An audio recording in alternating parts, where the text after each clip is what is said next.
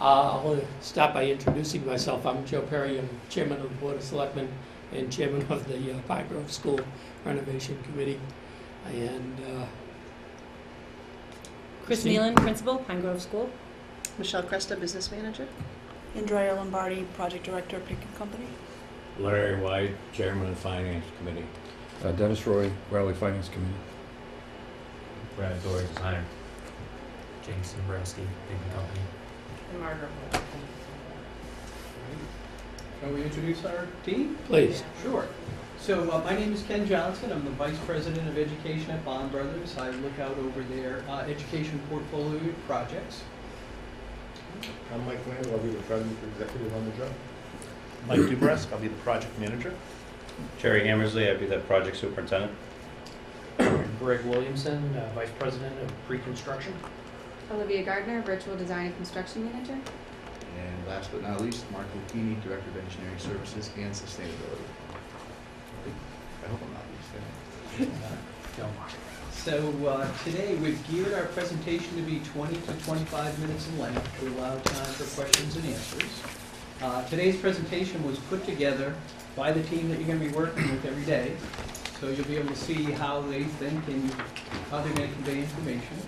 A couple things as we're going along, if we touch upon something that you'd like to dive in and ask questions about right then, feel free to do that. We actually enjoy having sort of that interactive discussion as we go along. A couple things just to cover. First, we understand the importance of budget certainty. So as you need to present to the MSBA and report upstream, we understand that you're going to be reliant upon our cost information very early on in the process. So it's something that we're accustomed to doing for the public projects. We work with MSBA and Mary Fricchetti, so we know the full team there.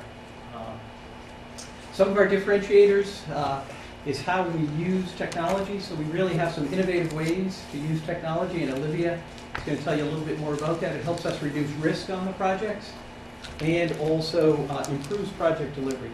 So we're excited to share that with you. And then Mike and Jerry, when you go onto their job sites, we have a student-first safety policy in a program, and it really is gearing our whole approach around understanding how the students move in and around the building, keeping them safe, keeping the teachers safe, keeping the administrative staff safe, and keeping the parents safe. So they're excited to share their approach with you. So with that, So keys to success. And first of all, I want to thank the committee for having the foresight of bringing on a CM this early into the program. It's important on a complex renovation and occupied building to get the CM and get their input. We'll be able to work with the designer to get a reliable estimate at the town meeting in the spring. It's going to give us an opportunity to observe the school, watch the flow, so that when we get in here, there's a continuous flow of live action, so we're going to plan with the education of the students. It'll also give us an opportunity to use our BIM and laser scanning technology to work with the design. And Olivia and Mark are going to address that later in the presentation. Could I just ask one question? Could the people that present just come over here so that I just don't want to. Yeah, I'd appreciate that. Thanks. I just want to get over to the camera. Okay, so why? One more. Okay, so this picture, this is my thing to point to. Picture on the left. This is the Diamond School. It's our topping off ceremony we had 2 weeks ago in Lexington. 5 members of this team are going to come over to the Pine Grove School. I'm in the middle. Jerry, Mike, Nick Tuttle's our project engineer. He'll come out here, and Greg Hogg is our safety manager. 2 additional staff members. We'll have an assistant superintendent who'll come on the summers when it's busy, and we'll have an assistant project manager. And right now, he is working at Mascot on a 149A job. He just came off of a 149A job.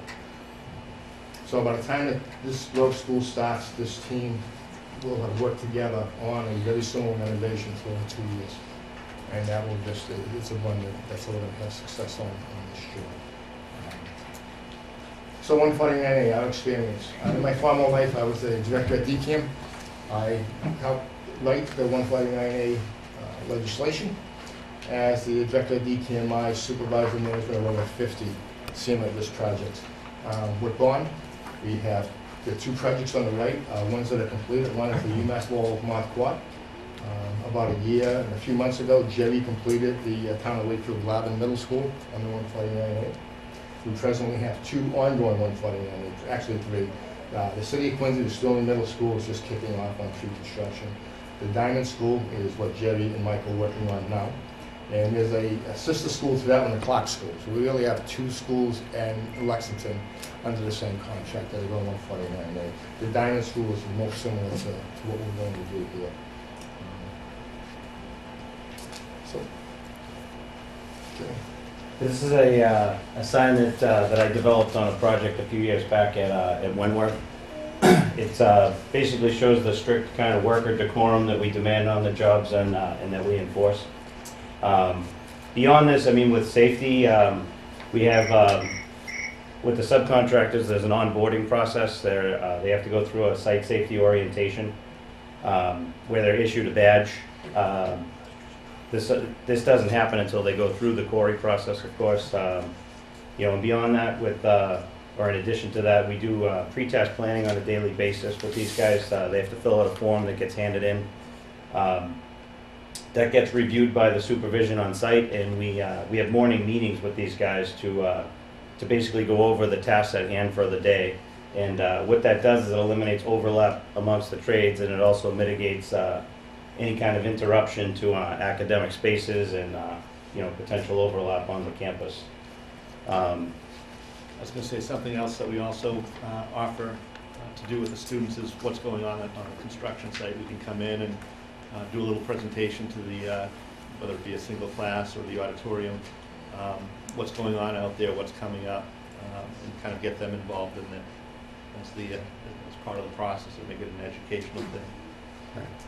As Ken mentioned, we have a student first, you know, don't walk by policy. So I mean, anybody from administrators to laborers or, you know, our own management staff, if they see stuff going on site that's some situation that needs to be corrected, you know, I have an open door policy with that stuff.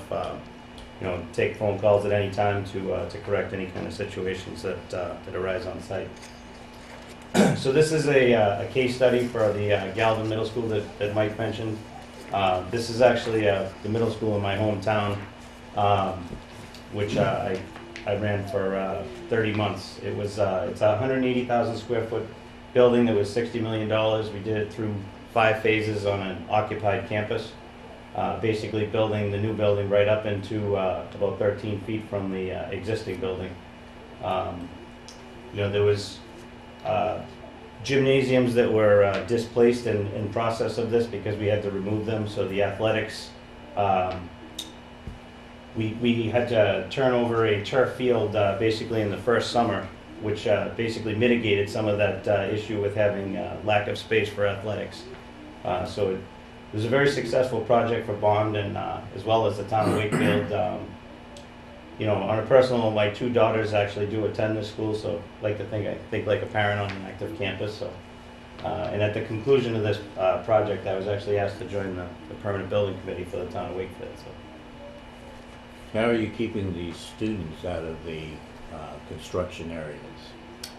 well, you'll see on the logistics plans that we show, we're going to have it'll be all fenced off during each individual phase to create the separation.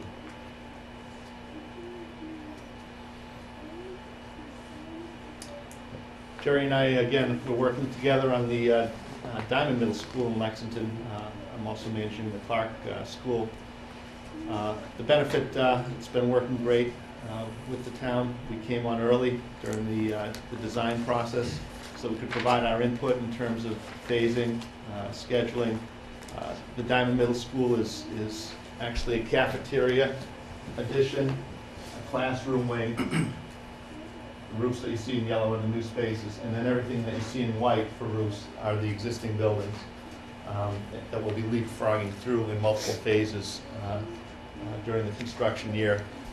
Taking students out, there's actually a modular classroom on site that they were using prior to us getting there because of the overcapacity of the school. We're leapfrogging students out into the modulars and then renovating the space and moving them back into the building. So it's a very similar project to what we think we'll be doing here at Pine Grove, with the exception that we'll be using the spare capacity classrooms inside the building to sequence and leapfrog through. And as we get a little further on, we'll show you our phasing plans for what we envision here at Pine Grove. So what do we know about your particular project? We spent a significant amount of time going through the PDP, the Program Development Plan, and that report gave us a pretty comprehensive assessment of the many opportunities and the many challenges and the deficiencies that we need to address to align the updates to the program here for the school. As a team, we've already spent a great deal amount of time looking at the various options and how we're going to deliver that, and we're going to present some of those phasing suggestions in a little bit. What we do know is you have a fixed budget. So what we've highlighted here are basically 8 areas in the overall program that were addressed, and the first phase of our SD involvement in the pre-construction is going to be about analyzing these choices and coming up with the options. Those choices are going to fall into what I call 2 categories of choices. We have irrevocable decisions and we have revocable decisions. The irrevocable decisions are the mandatory, must-have, must-do elements that we're going to incorporate into the budget. Those are the things that have to be done. Our analysis of those options are also going to include not only your short-term first costs, but your long-term life expectancy costs. What are the operation implications to future budgets as well? Some of those must-dos are going to be your upgrade of your electrical service, your fire protection services, your life safety, your HVAC. The second category is those revocable decisions. Those are going to be the things that we're going to work on early together as a team to understand your priorities, the aspirational goals of the committee here, where is it that we can maximize the value in the program with the dollars that are left over after we look at all the various other options of the must-dos. Some of these are going to involve upgrades to the kitchen, probably site and circulation, if that's where the investment dollars are chosen to be allocated for, as well as interior finishes. During the first phase of the, we want to support the team in making good decisions. Those are going to be detailed analyses of all of these options, all these combinations and permutations. We're going to create a shopping list for all the various low-level to high-level aspirational goals for the project. We're then going to look about how do we support the efficiencies in the bid packaging with well-developed phasing that everybody's buying into. We're going to go to the market with a clear and concise package about exactly how we're going to deliver that. And as we move through the testing of the second stage of pre-construction with the validation in the DD and the CD, we're going to check back to those aspirational upgrades as we move through the windows of risk. We know more about where we stand with the budget, what we want to do to buy up betterments in the building, roll those out of contingency, and make those shifts. Again, our goal at the end of that is to make sure that we have a clear and concise program that maximizes the value delivered back to the community. And helping you to make those good decisions really means making sure that they're informed decisions. So we're going to be looking at all types of considerations, such as lead times, any of these upgrades, or even some of the ABC analysis on the base options are going to have impacts to scheduling and phasing. They're going to basically have different life cycle costs associated with them, so we'd be looking to participate in that. And we'd be looking to do this by bringing some of these lean principles, which I don't know if anybody's heard about lean construction. I know the OPMs certainly have. It's a kind of the newest thing in construction. It's really about bringing out waste and making the decisions at the right time with the right information. So we'd be bringing the decision points to you in the form of an A3. which is a document that fits on an 11 by 17 sheet of paper. It has all the background of the decision that you'll be looking at, the considerations that you have to think about, and what our recommendations are.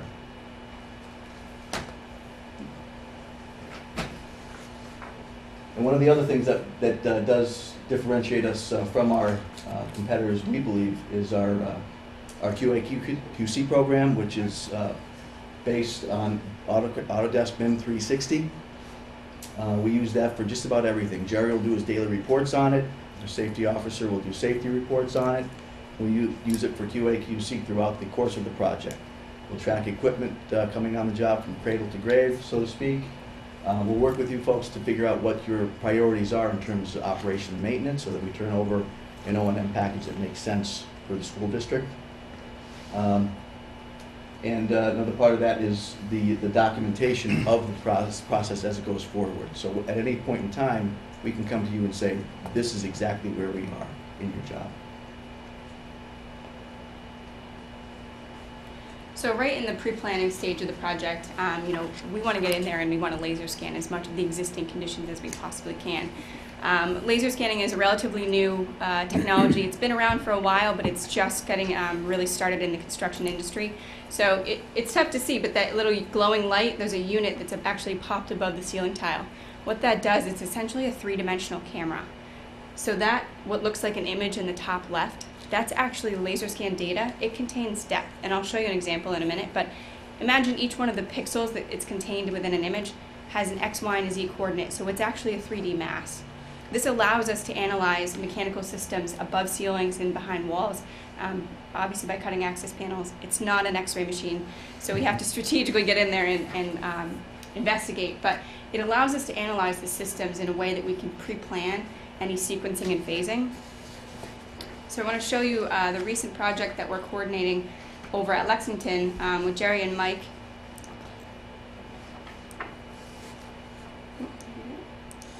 So what you're looking at on the screen is laser scan data of the boiler room.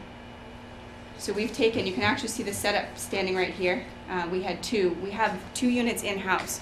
So it's our own people going out there and managing this process. And this allows us to convert this data into a 3D model, and we can tie in those exact locations for where we're going to demo existing, where things have to stay remaining in place to coordinate all of the new around. When you're working in sequencing with renovations, this is going to be crucial to the success of this project. This also allows us to prefabricate with the subcontractors, so they're showing up to site with puzzle pieces that are going to go exactly in their predefined location through coordination. So I just want to show you with this, every surface that you're looking at is measurable. So it's a really great tool to help us understand the mechanics This of is the building. invaluable as a manager. So many times, in the old days, you went in with a set of prints and you had no idea where the existing you were tying into. In this, where we're trying to do it in phases, to know where the existing is that we want to keep live and tie in the new services temporarily to it. This is going to be a great tool. How do you use this with your subs? So we provide it in. Go ahead. We provide this data in a few different ways. We host it to a website that's completely user-friendly. Anyone can log on and actually have it open. So there's this format, which is the same measurable. It's just a user interface. They can look at any surface and strike a measurement. This allows them to log on and have certainty and say that it wasn't in the documents, we didn't know about it. It's right there in the scans, so you can actually fly through. We make this part of an accessible resource of information during the bidding. So for concealed conditions, the modeling, a sense they can fly through the building using this web portal as well. For example, we would probably look to do this in the steam tunnels, and that would give the demo contractor, for example, an exact accounting of what's in there that will have to come out. No question marks. How are you accounting for, are you scanning every X number of feet, or how are you taking into account structures that block your LOS? So it depends on the density of the systems. Because we actually carry this data from cradle to grave, we turn it over to the design teams, and we're accustomed to being aware of what we're trying to capture in the field. So that's one of the ways that we think we're different from a third-party laser scanner, is because we work with it and have to coordinate it with subcontractors. So we know how many setups have to be specifically taken to make sure we're not going to have any blind spots, because you're right, there's going to be obstacles as you're working your way through, and we want to make sure that we're capturing all of those. Specifically looking at the systems too, it's really important to chase through with the scanner, so it depends on the space that we're in. The advantage of having it in-house is if you miss something, it's a phone call and they're up the next day filling in the blanks. Olivia, if you go back to the original shot of the website, it shows the map of the locations, which also represents the height of the scanner when I was taking the shots. And you say you make this part of their contract? To make this accessible to them. Accessible. So that they can, fly through. It's a virtual walkthrough of concealed conditions, spaces and areas that, for instance, the tunnels, it'll be a whole lot easier for people to fly through those rather than parade themselves. I think right in Lexington, the Lexington job was more complicated because they didn't vote until May 3rd.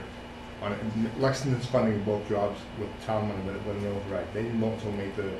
We did the mechanical work a month after that, so they didn't have time to go build the ceilings and what they're doing. So before the documents went out the street, before we received bids, we laser scanned the whole building. During the construction process. Right. So And then it was put into the bid documents, so the subcontractors were aware it was available. Right. And a lot of subcontractors these days, because of the manufacturing process, use 3D design. So whether they do it in-house or they're aware it's available, they have the option to go out and most of them, if they don't do it in-house, they have a third-party designer that works in 3D. And typically these days, it's coordinated on a computer screen. The ease of putting things in, if you go through this process, is remarkable. If you do it prior versus doing the more on-the-job site coordination. Are you scanning during construction? So that we'll say, if you put in a new roof, do you rescan the roof so that the HVAC contractor now knows that the roof is changed? Or we'll say, if you're relocating the boiler, that other contractors know where the new boiler is and what things need to be taken care of there. So we actually scan progressively throughout construction so that we're double checking our model and re-ensuring that things are getting installed exactly as we've pre-planned. And it's that great tool that's integrated into this 3D model so easily. It's as simple as going out there and taking a picture and then just converting it into what we already have. So that's exactly what we're using it for on new construction and any renovations to QA/QC ourselves for install. It is an exacting installation. Pretty much what you see on the computer screen is ultimately what goes in place. One of the technologies these days, it's called, they're bangets that threaded rod go up into, but basically the subcontractor goes around, say if you're doing a brand new building, they'll go around on the metal deck, put down these bangets with a laser locator.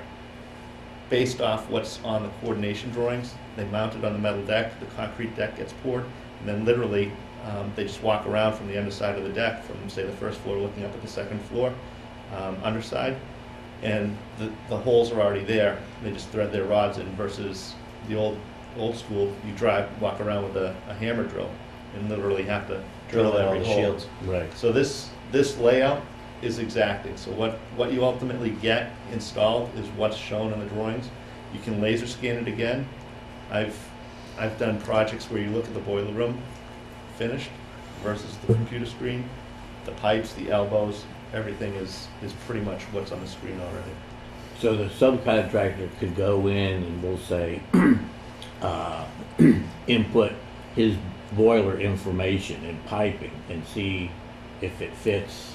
Manufacturers beforehand. these days, for example, a fan coil unit, a VAV box, a boiler, a chiller, the manufacturers have a CAD model of their product that Right. shows locations of in-feed, outtake. Everything is already modeled. So you drop that box of your product you know where your connection points are. So I think once we have the MEP contractors on board, we have weekly coordination meetings. And we'll have one of Mark's MEP engineers work on it. They run the meeting, all the subs are there, and that's when they place using the models. That's when they place all their lines, so there's no interference. So if the tin knocker goes out there and he's running his duct and he runs into a water line, it's easy for us to go and see who's wrong. Because it's all laid out prior to any work being done. Right. We have these bin boxes in the field. We also have it on the tablet. Yep.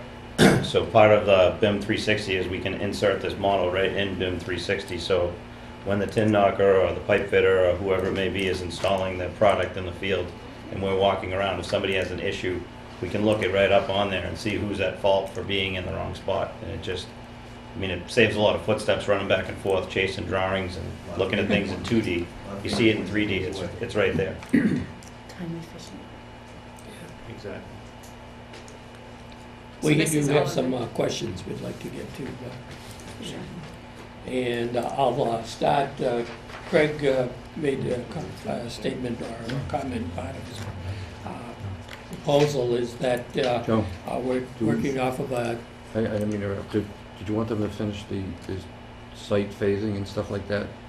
Because that might be important. They still have slides to go through, right? Right. a few more? Okay, We'll go quick. go ahead.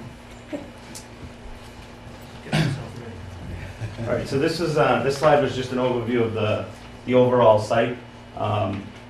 We did show the phases in which we had planned on doing the sequencing of the building. We've got the construction trailers up front that would act as a delivery checkpoint for workers coming and going, as well as any deliveries. We show the site utilities kind of coming and going in the front, which would be done presumably over the first summer to support the new and the existing equipment. And you know, the second summer would represent the time if the site improvements became part of the schedule and the scope of work. We would take care of that stuff at that point.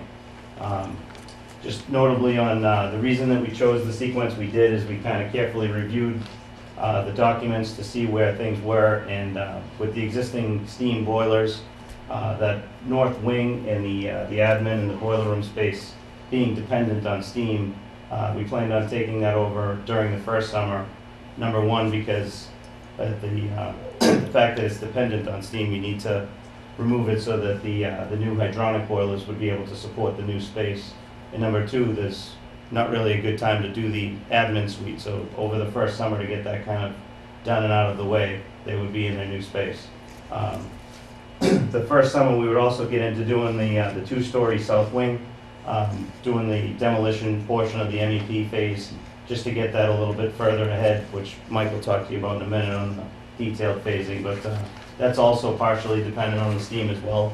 So we just wanted to be able to make sure that when we put the new boilers in, that they're being able to support the heating system. So the reason that the east wing went to third is because that's dependent on hydronic at this point.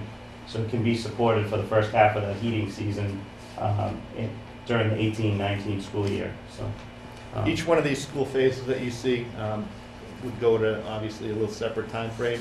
We would protect each area, secure it with construction fence. The intent would be keeping all our ground boxes, dumpsters, portable toilets, everything construction related within that construction fenced area. So it's completely separated from the students and provide some security into the building as well. First summer also is because as we complete sections of the building, we have to have the new services tied in, the new sprinkler, the electrical. So the first summer we bring in those new services off of Route 1A. So in that diagram, where do you see, kind of parking for construction parking and lay down, and how does that separation work? We would work with the school to finalize something like that. In my mind, I want to, as we're working certain areas of the building, we want to contain the employees, the contractors, as best we can, so that their foot traffic is shuttled right over to the work area versus having to cut across school entrances and stuff. So my first thought was phase one during the summer, nobody's here, you can park in the parking lot. Phase two, September classes, possibly having the contractors park close to 1A here, and then that way, their foot traffic is across the driveway and then over to the building. And they're not cutting across the entrance with the students. And then when we get to phase 3, possibly parking out back here. So again, they come in the morning, 6:30, 7, before drop off, they're out back here, and they walk over to the phase 3 area. And again, it's free access for the students and the parents in the front. Just one thought on how to keep people separate. We're concerned about the construction trailers. Isn't that the basketball court area? Yeah, I mean, we don't, Yeah, we don't know if we can use that location, but. that's Yeah. currently, Well, one that's, thought, And that truck route in the back, I mean, during the Yeah, well, winter that- time, it doesn't work, but we have to figure that I out. know we show the basketball courts. Yeah. There's a strip of lawn actually between the driveway and the court that's wide enough for the trailers, so we could put them there if And that not worked. Okay. currently, that's where half of the school evacuates during an emergency evacuation, when we have To a the fire drill. playground area. To the To the basketball court. basketball, We yeah. have 4 grades go to the basketball court, and the other grades go out to the north lot. So that was our initial thought, because it gives us a control point that if a delivery truck comes in, a new subcontractor, they stop there versus wandering around the campus. If that doesn't work, we can. Yeah, I mean, we can definitely be flexible. Something that works with the school. So that's our quick logistics thoughts. We put together some phasing in the way we see the project going inside the building. Phase 1 would start summer of 2018, June, when classes get out. The north wing, the intent would be to renovate, bring in the new heat services, electrical, etc. For the end of August, start of the 2018 school year, the administrative offices would be complete, finishes complete. The intent is to use the existing classrooms here as some swing space. So we want to keep, in the final configuration right now, it's calling for an art music room location. We want to keep the existing classroom walls up to have that swing space capability. That first summer, we would demo out the boiler room, take the boilers out, get the domestic hot water back up online for toilets, for sinks, etc. June of 2018, again, we would start the complete renovation of the interior of the south wing and renovate spaces over in the east wing to be used as swing space, temporary nurses' offices, etc. We've also, our thought is to take both first floors and the second floors of the wings. For a couple of reasons. The mechanical services tend to travel down a wing and up vertically between the two, and it also separates the students from the work area to help avoid any noise or dust kind of issues. And we would just separate off the construction areas with a temporary soundproof partition in the hallways. So that's phase 1, summer of 2018. Phase 2, as we're calling it, is the continuation of that phase 1 in the south wing. The administrative offices in Aqua here, you can see that's the completed space. First floor and second floor is under renovation. Again, starting in June 2018, and if we can have it ready for December of 2018 to allow the school to move during the Christmas break period, is option 1, and then option 2 would be to move during the February break period, so that we're working with the school in an off period. Phase 3 would be the renovation of the east wing. Again, first floor and second floor, and that would start either the 1st of January or right after the midwinter break in February, and finish up in the end of June 2018, or sorry, 2019. Again, you can see the aqua is the completed spaces, and then there's some light gray areas that are left as swing space for classes coming out of the east wing. Phase 4 would start when school gets up in June 2019. You can see finishing up the swing spaces that we had set aside, and then we have the options I know that we want to consider for the kitchen upgrades, as well as potential site development upgrades. And that brings us to the final renovated floor plans.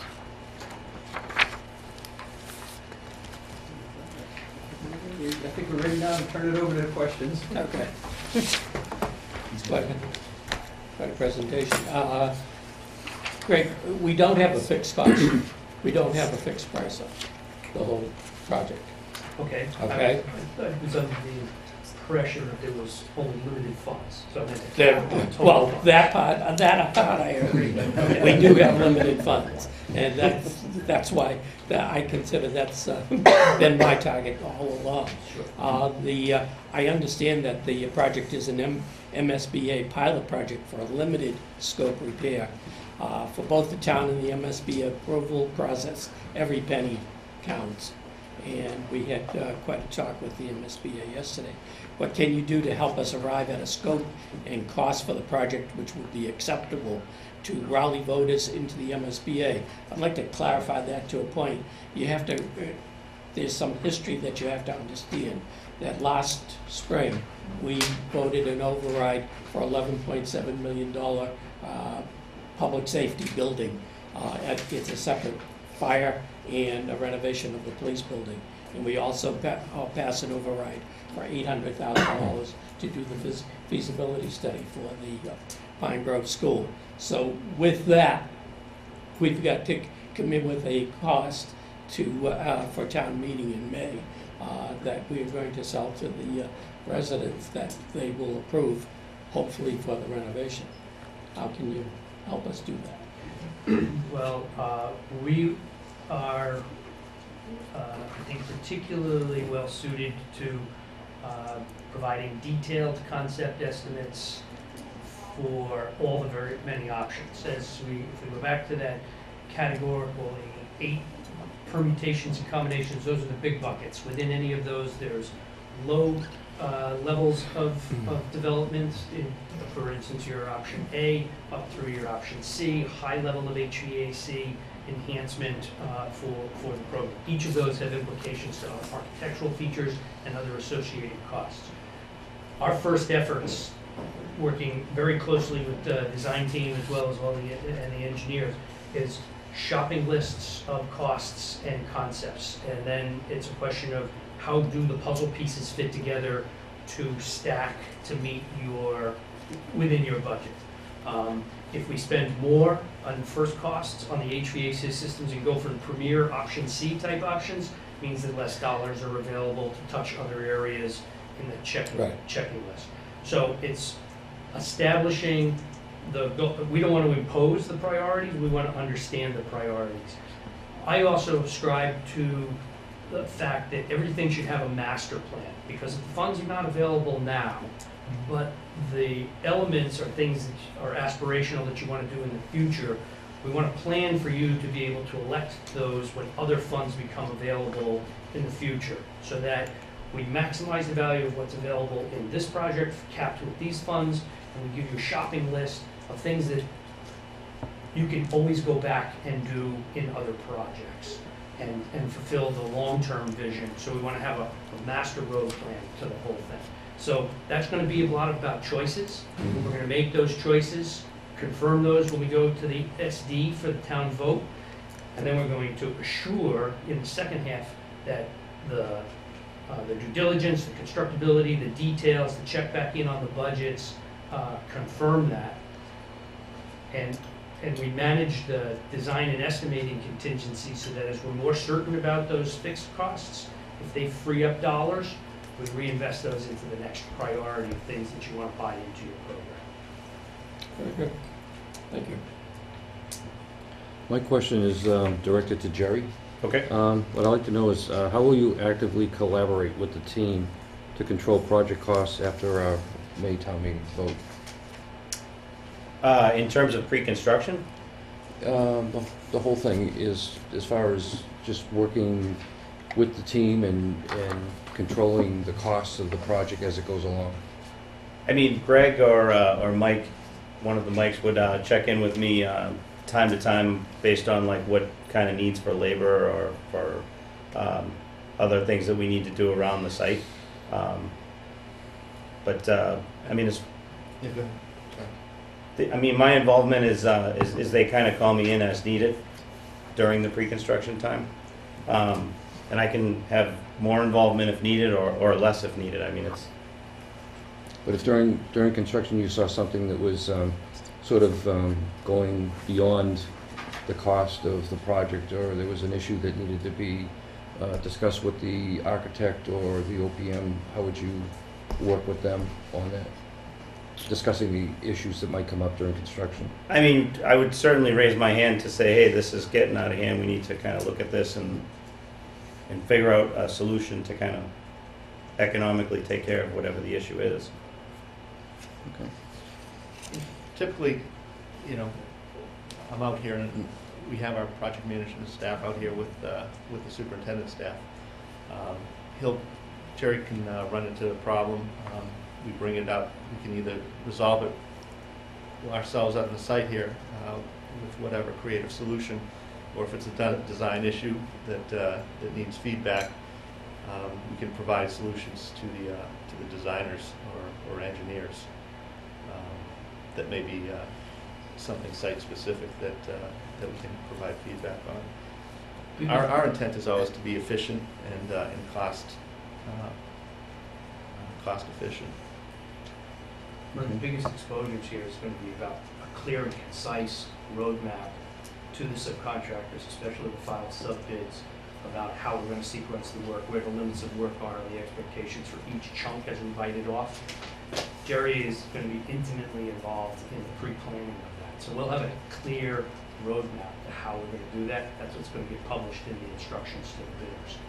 The unforeseen conditions about things we discover, we'll have various contingencies for to pay for or monitor, but that's always a collective. How do we solve something that we find later on, which is a different condition or undocumented? But all those details of constructability we'll look to solve and make sure that they're rolled into the bidding documents so that that's as tight a bidding package as it can possibly be. I'd like to have a follow-up question. On the Lexington jobs that you did, I know you're going to bring a lot of the team over to the Pine Grove School project. Is that going to in any way affect the amount of time that they're going to spend on this project? I know that you're still active over there. And as a second part of the question, you talked about revocable decisions that were made and irrevocable. Were there any in Lexington any revocable decisions that were regretted on any of the two projects over in Lexington, and what were the outcome? It's a two-part question, I'm sorry, but I think it's an important question. Okay. Let me start with the last one. I think a lot of the revocable decisions were meant for understanding of base level, and really what we were trying to do was look for options of freed up contingency monies from certainty that we could upgrade and buy in, or when we get feedback from early bid packages that it gave us, it freed up some money so that we could enhance the level of finishes in the program. I'm not sure that we really gave anything up over there. I think we only improved. Yeah, they ended up, we brought a confidence level to the base scope of work at about 40-ish million, and they ended up adding about $10 million worth of mechanical system improvements onto the project. Right. Which then bid in and came in with the budget, and so we were able to benefit from the market with good buys during the timing, and that allowed us to exercise some of alternates or improvements in the project. I think they got everything that they were looking for. Okay. And as far as the team coming over, do you feel that you have enough of their time to put time into our project? We don't work just for it. It's the pre-planning. I think it's the pride in our team and group, the ownership of taking on the next job that wants to make sure. And I know certainly all the years I've worked with Jerry and Mike that it's about setting the job up for success. And they're going to own the job. They know where their next project is, and we all get together and we make sure that we solve it at the earliest stages in the pre-planning. Document the way we're going to build it so that it's just executing the plan later on. If the committee doesn't mind, I have one more question. Go ahead. This is a very aggressive schedule, as you know, and I I think that, have you thought out in detail as to, you know, your phasing plan so that, or do you anticipate any overtime or double time work to accomplish those dates that you set in the phasing? Because as you know, if something goes beyond the phasing date, then that ultimately is going to change that August 2019 completion date. Do you see that as a potential of something that might happen in this project because of lead time for items that need to go out to bid first before you can get your subcontractors in? I think, I don't want to monopolize. Well, the it's an answers, aggressive but- schedule, and we built it with the idea that the bid documents would complete in December of 2018, no, 17. And they go out to bid, file bids in January of 2019, so that we're getting subcontractors on board to allow us that late winter, spring period to But do some, this but some of those lead items are 3 months out, Yep. and so now you've got. Right, and we've thought about that, so what we would yeah. do if it's a long lead item, we could pre-purchase and assign, example, boilers, switchgear. Okay, so you've looked into that. We think we Okay. considered it, yeah. I think our approach to working in the different areas is, and what will have to be very clear in the instructions to the bidders, is the expectations of numbers of crews.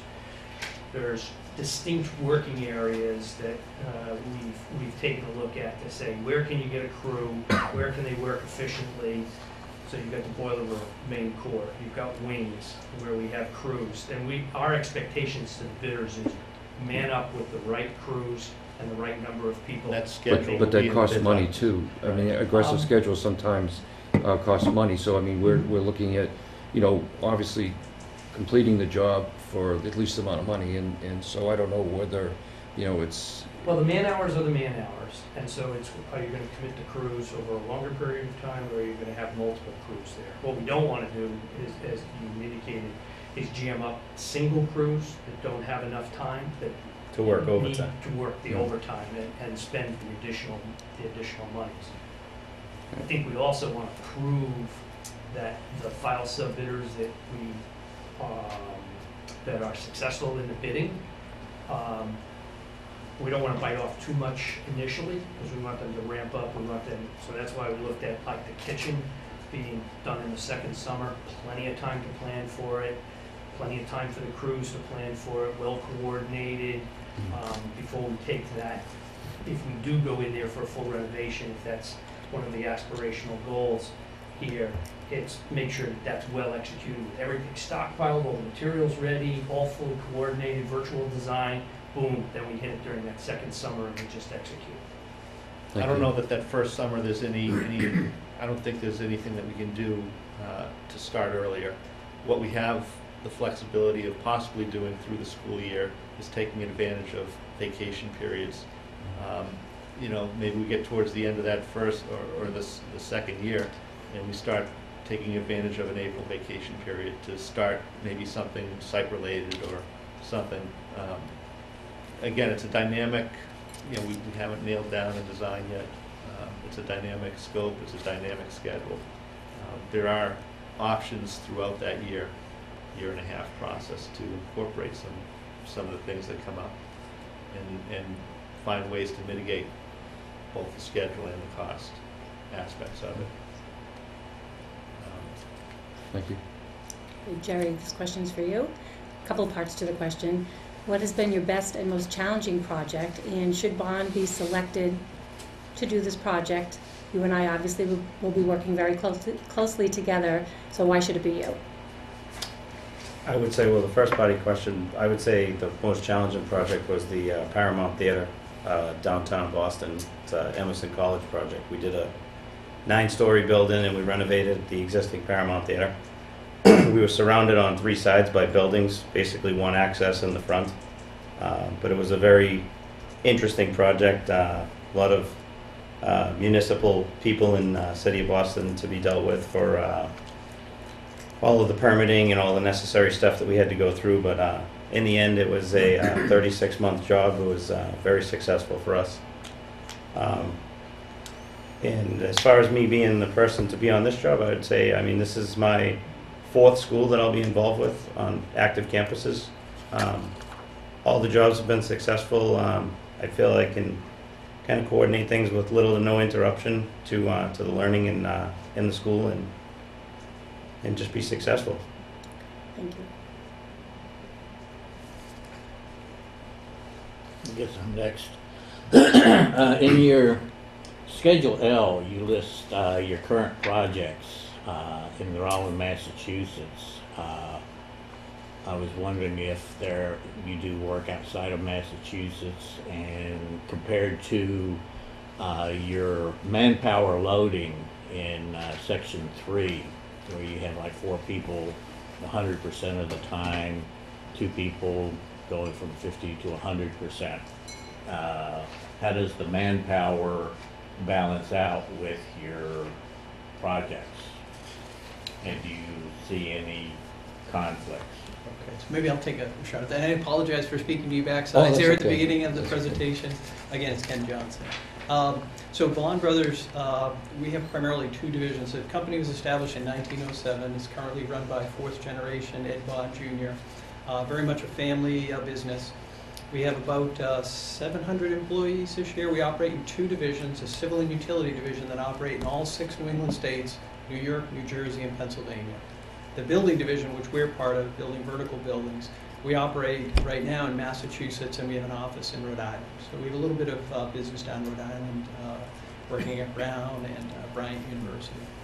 No public work, though, in Rhode Island. Okay. Public portfolio projects are right here in Massachusetts. And that's where in excess of 90% of our volume of work is right here in Massachusetts. In terms of the staff, we have about 200 management and professional staff as part of the organization. We keep a very close eye on availability of staff, and we really look for opportunities that work well with projects as they're ramping down. And when teams free up and when we see an opportunity where we can really bring the strength to the project like this one, we've got a great team that just, the timing works perfectly. So we don't answer every proposal request that comes in the mail. We don't chase every project. We're pretty selective about what we chase, and we want to make sure we can bring our strengths. And this one, particularly with the mechanical system replacement that you're doing here, it's really a strong point. We've done that down at Brown University, an active research lab building. We replaced all of their systems. Mark was part of that. Very, very successful. Didn't interrupt a single hour of research activity. So that was all the IT, all the mechanical MEP systems, life safety systems, switchgear. So it's that sort of depth of planning is really what our team excels at. Thank you. So I guess my question is, it relates to the phasing, and you know, one of the things when we looked at these 3 different options, they're all different rental options.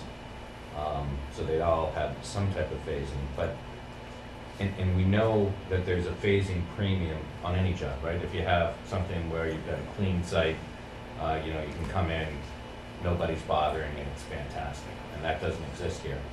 But one of the things I think that we're also trying to understand is, you know, you guys have taken a look at this and said, you know, we can, and this is probably influenced by some of the things that we said during the walkthrough, but really taking a good stab at trying to break out how can we utilize some of that extra space within the building to phase without having to go and you know, either lease or purchase mods and do something, you know, outside or you know, some other approach. But do you have a sense when you looked at it, because you know there is an implied phasing premium that has to be put on that, as to whether or not that in fact is the best approach?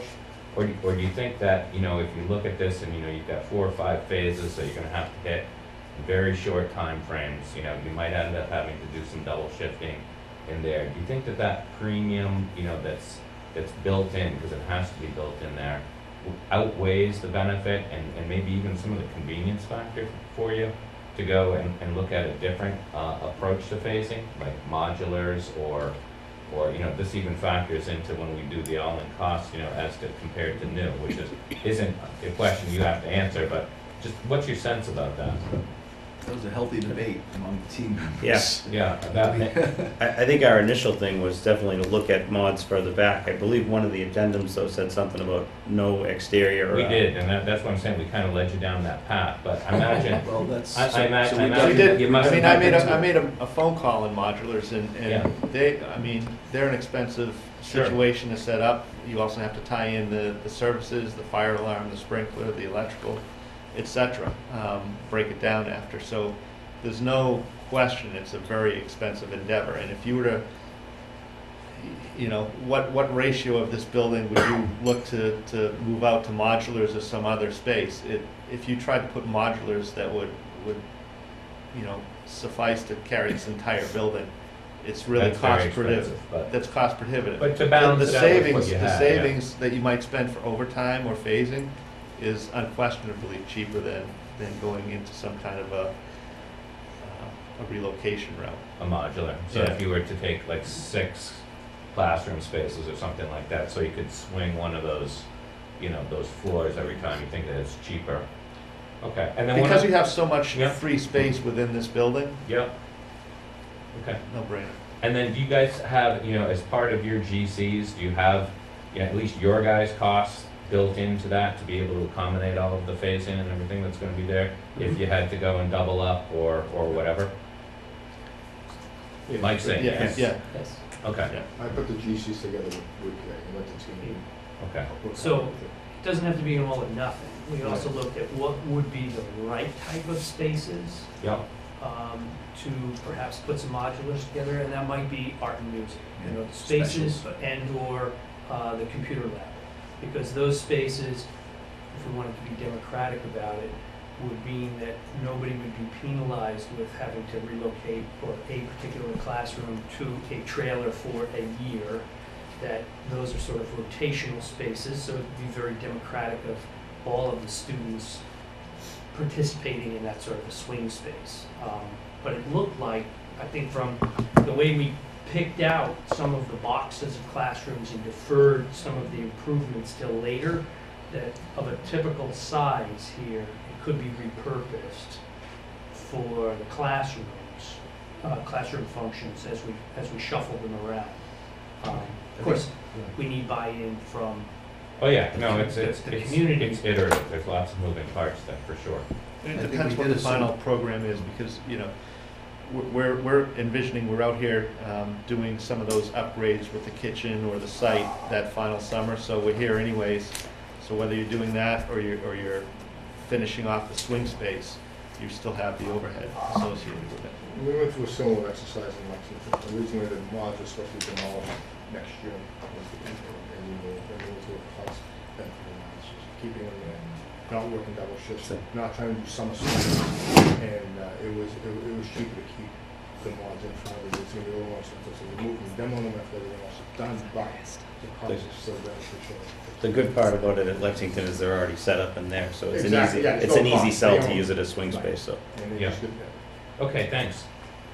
So we should let you guys wrap up. Okay, sure. So on behalf of Bond, I want to say thank you very much for the opportunity to be here today. We've got a very excited team that's been doing a lot of thinking about your project, and I think hopefully today we've been able to demonstrate how this team works together. We may not have all the answers. We haven't had the benefit of sitting down with all of you and with the design team.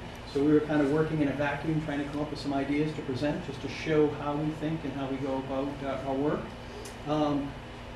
Jerry and Mike, their jobs are safe, they're clean, and they're well run.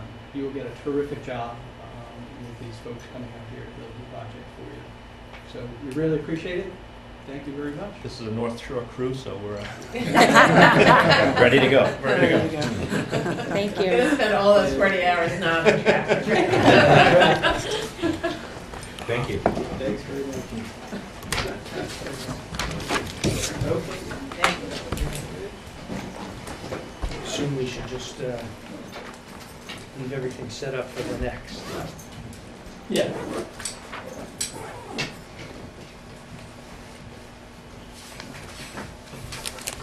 This is Lee behind for all you folks. Thank you.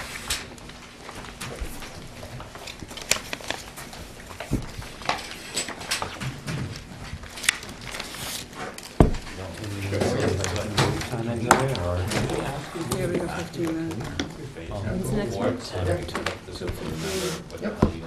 Yeah. That'd be I'll awesome. put them in the Yeah. cardboard for you. Okay, thank you. I don't know if you.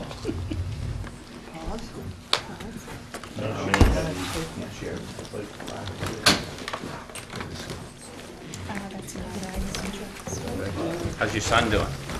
Good. Yeah? Yeah. Very nice to meet you. I miss him. Thank you. He's gonna miss the big party down in North Reading. Nice to meet you. Thank you. Joe. Nice to meet you. Yes. Thanks a lot, appreciate it, nice job. Thank you. We're going to meet you for about 15 minutes. You can look at your, Do you want to hit the, do we pass out the handouts yet? Can you shut up one? yeah, go ahead. Shut up the other one. Now the color's shining through. Thank you. You can see it as it warms up. Doesn't allow me to. Thank There you go. There we go. That works. Thank you. You're fine.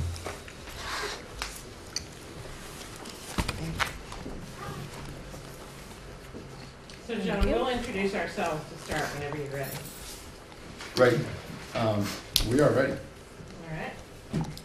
Okay, I'm Joe Perry, I'm the chairman of the Board of Selectmen in the town of Raleigh, and I'm also chairman of the Pine Grove School. I'm Chris Nealon, I'm the principal. Michelle Crest, the school business manager for Triton. Andrea Lombardi, Pink Company. Brad Dorr, designer. Larry White, I'm chairman of the finance committee. Dennis Rory, member of the Finance Committee. I'm Margaret Wood from Pink & Company. James Dombrowski, Pink Company.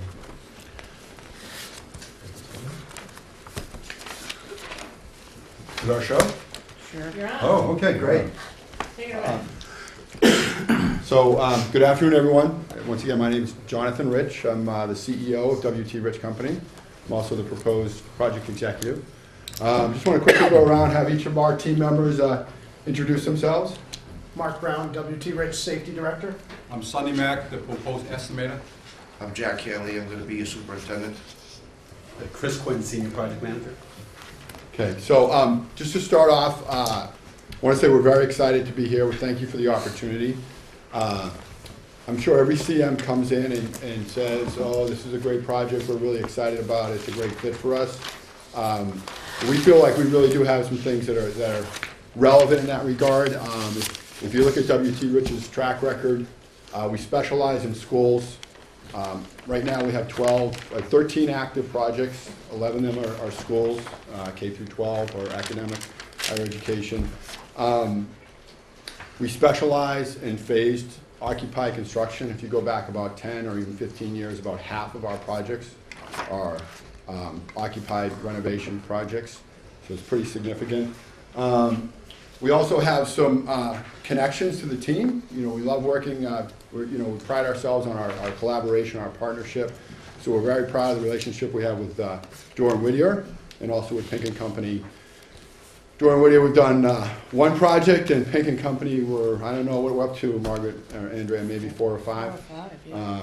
So we have a very good track record with them. And then the last thing I'd just say is some of our team members have a real North Shore bent. Myself, I live in Wenham. It's about 10 miles from here, as you probably know. And it's always nice to feel part of the North Shore community. I'm very connected with a lot of the school system. I actually assistant coach the high school soccer team the last 2 years, so have some connections in this community in the Cape Ann League. And then Chris Quinn, some of you may know, but he's from this area. His 2 children go to this school, so 2 of his children. 2 of his 4. And they're 2 of his 4. Great kids, by the way. Yeah, so that's good to hear. That's good to hear. So, so we really do feel like we have some connection to this particular project. We know we've got about 25 minutes or so to present. We've got a pretty packed agenda. We're going to address your questions. We also want to get into some of our specific ideas for the project with regards to phasing and the like. So we're going to go through the team, the phasing, some safety and construction mitigation, talk about pre-construction services in the budget, and then we'll have time for your questions. So with regards to the team, we are very thoughtful when we put these teams together. I mean, it is in part driven by availability, but in the case of of Pine Grove, your construction is pretty far off, so it gave us some flexibility.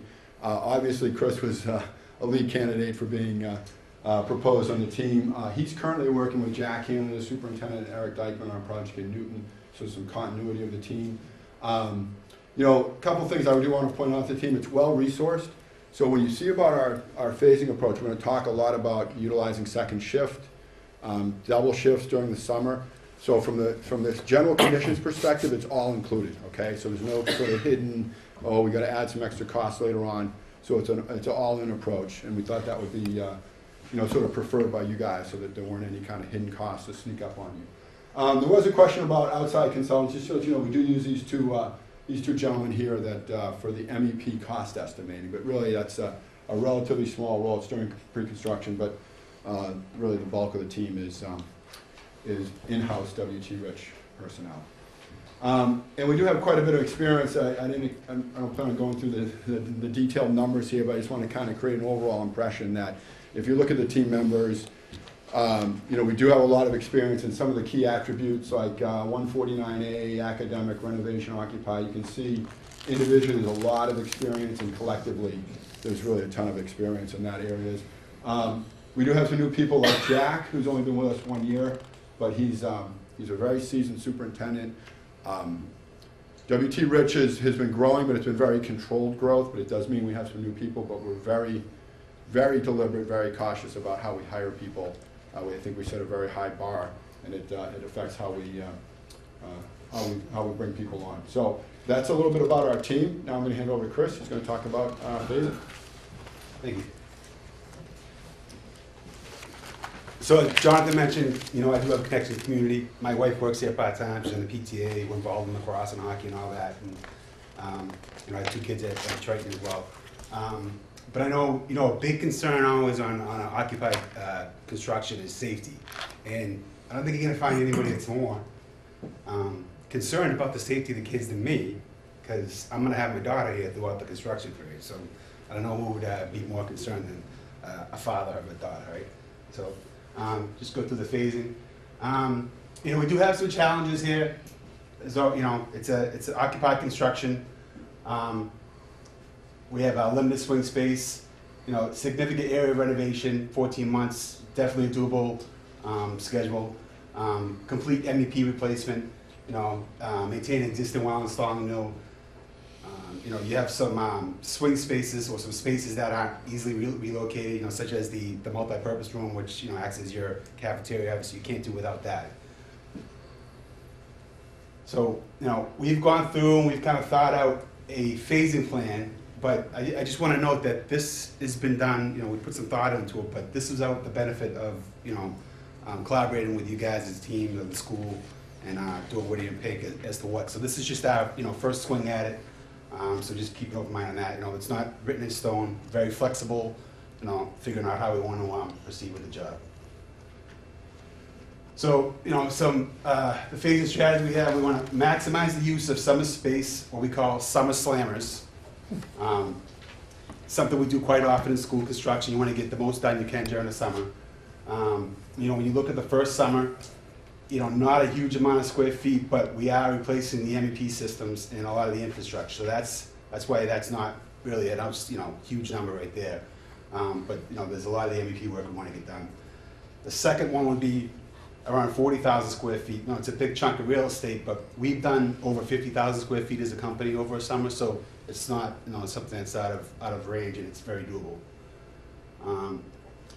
The remainder of the work, we organize around 3 main phases. We keep them all under 10,000 square feet. We try to contain the work, not only to get the most bang for our buck, your buck, as we're doing the work, but just as for safety and keeping everybody corralled in the same area. It's important. We went through and we thought out the durations and the square footage we want to take off, for each phase. So, we put a lot of thought into it for how we would do that. But, you guys can take a look at this later if you like. But I think it's easier if I walk it through you visually. So we have our phasing plans here. So our first phase, the first summer phase, we choose this area here. And the reason we chose it is because we have the boiler room, the mechanical systems. You have the multi-purpose room, the cafeteria, the kitchen, admin. You know, this allows us to get the entrance done during the summer, so you're not, you know, it doesn't, you know, affect you guys during the school year. And we also get the nurses' room done at this time. So again, not a lot of square footage, but you know, there's a lot of the big important stuff we want to get done early on. You know, these areas here, that's, you know, in the corridors, you try to get some of the infrastructure in. And then there's, you know, a possibility, you know, again, discussing with you guys to take the gym and actually make it into 2 classrooms, which will give you some more options for swing space. But again, just another option we throw out there to discuss. So phase 2, the fall, you know, small in the summer, 7,000 square feet, and we take over this section. And Jack will go over site logistics, how we would propose to set up the site. But for this phase in particular, we're over this area is where the site we set up. So everything can be accessed through here. We're displacing just the 4 classrooms. And you see we kind of bump this out. There's a code requirement for unsprinkled building. You can't have a dead end more than 35 feet long. So that's why there's posts out here. And what this will be, and you'll see this in every phase, there'll be you know, temporary partitions installed. So we don't have staff or students going into areas they shouldn't, you know, keep everybody safe again. And again, we, you know, entering through this way right here. So it's a pretty straightforward phase, I think.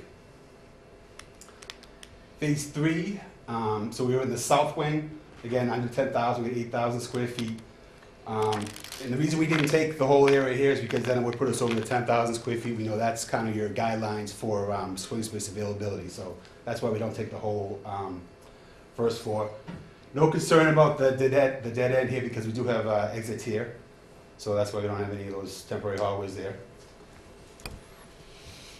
Then the 4th phase, south wing again, but now we're on the 2nd floor, and we are able to take the whole length when we do this one. You know, second shift, if I mentioned second shift, we'll be using for any of the, you know, any noisy activities be done on second shift when we do that during the daytime.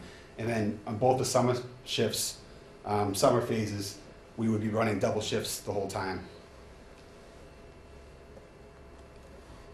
And then this would be our final phase, the last summer slammer. Again, you know, we're taking off a big chunk of square footage, but definitely within our range. You know, you get your the rest. We get the east wing, so we get your gym that we'd be taking care of, classroom space here, and then that last piece of the south wing. You know, again, sizable, but there's no lead time issues here either because we've gone so far that we have everything should be teed up and ready to go here, so we're not waiting on any materials or equipment to put into the building. So, in looking at this whole thing, we look at the, you know, the challenges we have for lead times. You know, ordering equipment, getting here in time to actually build the job. So, based on when we're supposed to get the construction documents now, according to the RFQ, see, we wouldn't be getting a lot of material on site until after the first phase is over. The summer slammers are very important. You know, we want to get as much done as we can in during those times. So getting material after the first phase really is not helpful to the project. You know, we put a lot of thought into these. These aren't just, you know, numbers we threw out.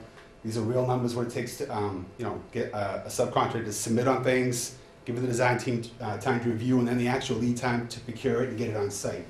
So, you know, we did put a lot of thought into these. So kind of went at it as a 3-pronged approach to how we attack that issue. One is, with the help of Brad's team, we know in the addendum it said 90% CD by mid-November. If possible, if we could get 100% by February, that would be a huge help in order to get some of these items released.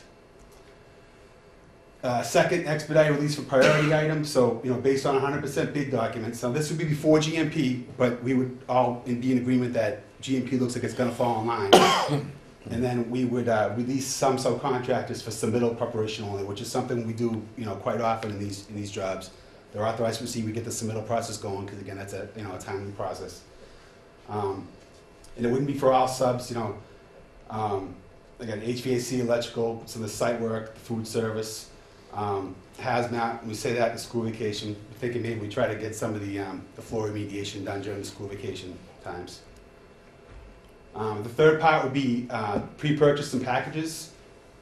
The windows, they're never an easy part of a job, but as far as specifying and showing what we want, it's usually pretty straightforward. So if we get windows as an early trade package, that would be helpful.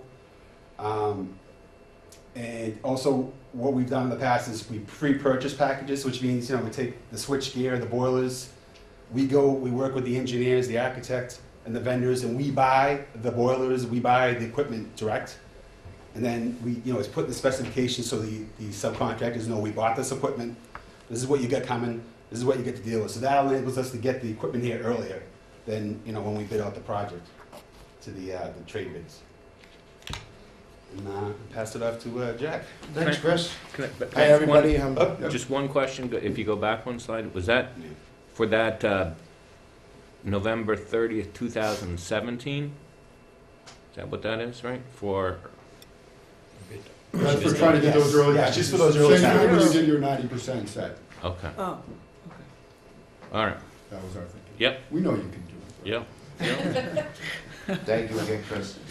Guys, again, my name's Jack Hanley. I'm going to be the proposed superintendent on this project. First and foremost, safety is imperative on a job, especially with children of a young age. They're curious, they want to run around, they want to see things. So our main goal is to assure the safety and health of the students, the general public, teachers, janitorial staff, anybody who's working in the school. That's first and foremost and important for this project for us. I have a few slides here. I'm going to kind of add them. I'm not going to stick to them roll for roll, but site safety, my job, I'm the face that you're going to see every day. I'm the face that's going to get the calls when it comes to safety on the project. Prior to anybody coming on the job, we hold safety orientations. That includes query checks, that includes photo IDs for the helmets, that includes foreman safety meetings every week. Those are mandatory for the foreman. It is not an option as far as I'm concerned. That's how I run my jobs. We have a really good program, and also we'll have a site safety, I believe it's 30-40% on the job on a weekly basis, which would be Mark's division of the company. You okay? Workspace segregation, this is also very important to us, working with children and the staff within the building. Dust, noise is always an issue. How we have signage set up so people know where they're going. These are all very important things to us as a company. Also, what my role is, what I was taught by my mentor, is you always contact, the city officials, the building inspector, fire and police department's very important. They have my personal cell phone number in case there's an issue. So we also tell them, which you'll see in a future slide, how we're going to set up a project, how they can access it, when and where, and how they can do their job as well. So we don't interrupt things that they need. This section right here, materials and deliveries, this is strictly for our deliveries, so we don't interrupt the school. Most important is the blackout period that we've tried to estimate through some information from Chris. We do not want to have any deliveries between the drop-off and the pickup times here during the day. yeah. We also don't want any access through public ways. So if that ends up being a problem for deliveries, we'll utilize the second shift, which you'll see coming up on a future slide. That is going to be the protocol on this project. Dust and noise control, like I said before, that's important to, I'm sure, the principal and all the students and teachers and faculty within the building. And I assure you that we're second to none when it comes up setting up a project and information on the project. Second shift strategy, this is what I was talking about before.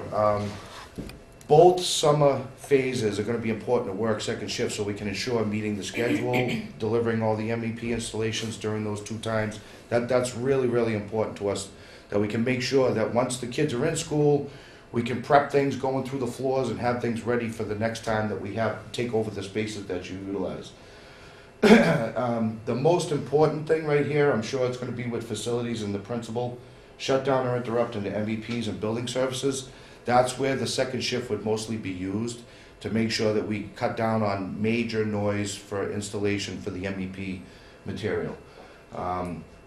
So you can see here we have 2 to 10 p.m. is what we're going to use for a second shift. So we have an overlap, continuity between the first shift and the second shift, and then avoiding also the school pickup time, which was on the prior slide there.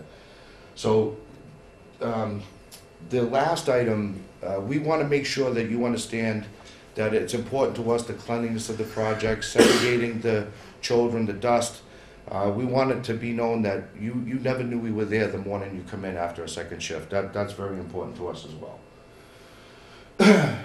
Flexibility, collaboration, meetings, phone calls to me if there's ever an issue. You would have my cell phone number, and I would be the first point of contact for anything that comes up. If I wouldn't be, that would be Chris, since he's a little bit closer than I am. But we would always make sure that we're available for any concerns whatsoever. We, again, would hope that you would attend weekly meetings. If you want to be part of the foreman's meetings, just so you can get a feel. You don't have to go to every one. You could go to some, all of them, none of them. That's what we'd like to have, that open line of communication with you and the staff. So other things, work behaviors beyond approach. I'm very strict how I run my jobs. I'm a no-nonsense guy. I have 3 daughters, so you kind of have to be with 3 daughters. And that's how I approach it with the guys. I treat them like, unfortunately, sometimes I treat them like kids, so they get a very clear understanding of what our expectations are on the job. Site logistics and management, I'm going to show you here on some future slides. This is currently 2016 existing conditions of the site. This is what we're proposing to do with the fencing around the project, and I'm going to lead into this in a second, but that shows you the perimeter of the job. This is how we would like to set up. This is not written in stone. This is merely a startup suggestion, and to tweak it is no problem whatsoever. We think this is going to maximize the time and schedule and integration between children and staff and construction workers. Right here you can see we've tried to add in trailers and cars to show you what we would kind of use the space for during the first summer. Utilizing this path in case people want to use the soccer field. We did not purposely take this space in our proposal because we didn't want to damage the baseball field. It doesn't really leave you a lot of room to play baseball, but at least we didn't destroy the area. We would also like to see if it's all right with the team that we remove this learning garden and then replace it so we can utilize that space. It's kind of important for the access to get us back there. We also have a huge amount of infrastructure work to go down here, so we want to make sure that there's no implication to safety issues with the public. And also utilizing this little area as a satellite parking if possible. The next slide here is going to show you the phased work while school is in session. Again, we try to be mindful to stay out of the public eye, and the majority of the work that will be performed in this area of the project. That would allow the playground to stay open. I noticed specifically during the walkthrough that what is very important that we paid attention to this entrance so the kids can get in and out of the playground and not hamper their workings in and out of the school. But that would be what we would like to do during the school year, and you saw in the prior slides what we'd like to. We'd also like to keep this as a satellite parking area. I have noticed the second time that I've been here that space gets used a lot during pickup and drop off, so we're not really sure, but we'd like to at least keep that in mind. And I'd like to hand it over to Sonny Mack. Thank you very much for your time, everybody. Thank you, Chair. Over 30 years in construction, and doing the presentation is not my things, and I still love to learn, and I know I can do a better job in doing pre-construction and estimating. The key success factor for any project, especially this one, is have a realistic and accurate estimate. And as a CM of this project, we provide a very detailed estimate for all the major design phases. In this case, probably the schematic and the CD. We also like to get the subs involved in the early stage so that we know our pricing is in line with the market. There's no surprising when we go out to bid. And provide better engineering, cost-saving idea, so we know that the design is constantly aligned with the budget we have. The next most important thing is to protect the budget during the buyout phase, called procurement. And to get a good coverage of subcontractors is definitely important. We also provide very detailed scope of work so that the subs know what they're bidding on. In most cases, they will be more eager to get a better pricing if we have a very well-defined scope. Besides estimating, during the pre-construction, we do a lot of other things. It's so critical to the project. our design project team, Jack, we spent a lot of time opening up the wall and the ceiling, find out what's behind it. So make sure we clearly understand what's behind those walls, what's behind those ceilings. So we can design and price accordingly. Provide very detailed design review for all the major design phases, and so to help out the design team to make some decision. That some of the information will also important to phasing design. CPM scheduling, and planning for the logistic and mitigation and safety. WT started doing the Chapter 149A project such as this one since 9 years ago. For the renovation change order, along discretionary change order is around 2.2% so far. We did a comparison with some of the similar projects WT Rich have done the past a few years, and we put it on that, and the way is like all the costs on the far right is escalate to the similar time frame as this project. The range anywhere from $102 a square feet to as high as $380 a square feet. A lot of the nature of the renovation will affect the price, such as the historical value of the project, and also some asbestos, a lot of asbestos, a lot of bad soil, earth support system. I think the good news is this project do not have a lot of those situations. As you can see, the range is sitting at $307 square feet. I think we should be a pretty comfortable range. We also spend a lot of time to develop a high-level estimate based on the report provided to us. And the design, our estimate based on a design document, the perimeter design program. Design option, we're using the most expensive, so to speak, option C, renovate for optimum performance. The GC fee, bonds and insurance is based on actual cost, is in our in the proposal. Design and pricing contingency at this level, we'd like to use 12%. Escalation, 6%. Project facing premium at this time, we're going to stick with 4%. Also, the site work, we also included quite a lot bit of site work in our budget estimate, which we think you might need it. Pre-construction costs also included. Your target budget is $27,892,000, and we came in around $27,282,000. The good news is the budget, we're always going to be on budget. The fact, most importantly, what we can do, what we can afford. We want to make sure we got everything we want within this budget. That's the key of this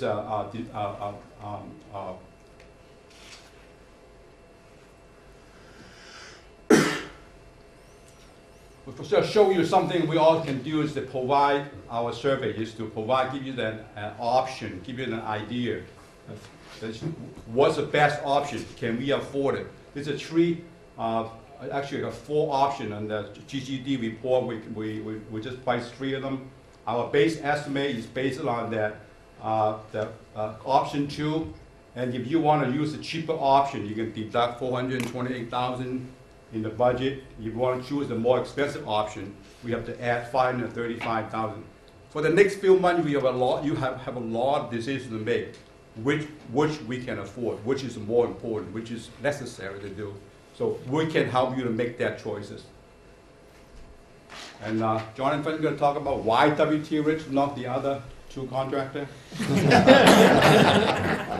Thank you, Sonny. All right, so I'm going to wrap up pretty quickly here because I know we're a little bit over time, but just why WT Rich? I mean, I want to emphasize once again the relationships. Not only the fact that we have some pre-existing relationships, but the way we work as WT Rich. I think the thing that sets us apart is our commitment to being a true partner with the whole team and working together to make the results happen. Budget driven. We always say your budget is our budget, which means we're going to be the very last person in the room to suggest, hey, maybe you need to add some more money. We're going to be committed to figure out, you tell us what the budget is, we're going to figure out how to get what we can get done for that budget, and we're going to keep it accurate so we don't leave money on the table. School experience, I got a slide on that coming up because you guys asked a question on that. Schedule performance, We've never missed a school opening deadline. Sonny talked about the investigation of the existing conditions and the design reviews, the phasing design. That's what we do during pre-con, in addition to the estimating. We have a ton of the phased, occupied construction experience. I think it really sets us apart. We're really 149 and 149A specialists. That's really the heart of what we do. And focus and commitment. I mean, for W.T. Rich, we're getting a little bit bigger, but when we were a little small, I used to say, oh, you know, you're getting this really small hands-on firm, but we're still pretty small overall. So I think it's the right size. You know, most firms, you're not going to see the CEO here in the room and actually involved in the project, so we still bring the right amount of attention and detail to it and commitment. But we're not so small that this is you know, a big project for us or stretch for us. I mean, almost all our projects are between 15 million and 50 million. So you guys asked a question about to list our active CM projects and indicate which ones are schools. So we have 13 active projects total. So only one of them is not CM. Of the 12 active CM projects, all of them are 149A, and 11 of them are schools. So I think that hopefully backs up my statement that this is in our sweet spot in terms of the type of work we do. I do want to show this too. Results speak louder than words. I don't know if everyone in the room is familiar with the Andover Public Project. The team, the owner, with the assistance of the OPM, is supposed to rate all the contractors, the CM as well as the trade bidders. And there's a structured form, and the top score is 100. And I picked some projects that are most relevant to this. So the first three are actually phased, occupied school projects, MSBA projects, all three of them. You can see we got pretty good scores on that one. Norton, we did with Pink. That was our first project with Pink. And we're tough graders. Yeah, exactly. Look at that. I know. And then Leominster, Chris was the PM on Leominster. That was also phase occupied. This was not phase occupied. There was a little renovation for some swing space at the beginning, but because it was the Doran Whittier project, put it on, and Chris worked on it. And they're also tough graders, but we just we got a good one on that one. And then this one, Chris also worked on this one. Was a renovation project in Cambridge. So just want to say results speak louder than words. I didn't just cherry pick these 5. If you look at our last 20 projects, our total rating is over 97, so it's pretty good. And anyone can come up here and tell you, how wonderful they are. But we wanted to give you some hard data to try to support that as well. So we are now ready for any questions you may direct our way. Okay. I'll start with I'm the guy who's most concerned about the budget. And the project is an MSBA pilot project for a limited scope repair. For both the town and the MSB approval process, every penny counts. What can you do to help us arrive at a scope and cost for the project which will be acceptable to Raleigh voters and to the MSBA? Well, I'll start and then maybe you can jump in, Sonny. But I think, one of the things we do, the key to that process is getting accurate estimates. It may sound obvious, but some CMs I think tend to be too conservative in their estimates, and then they're doing you guys a disservice, because then you have to try to take stuff out of the project. On the other hand, you don't want to be too aggressive, because then on bid day you get in trouble. So I think what we pride ourselves on is that level of accuracy. And Sonny's not one to toot his own horn, but he's one of the best estimators in the state.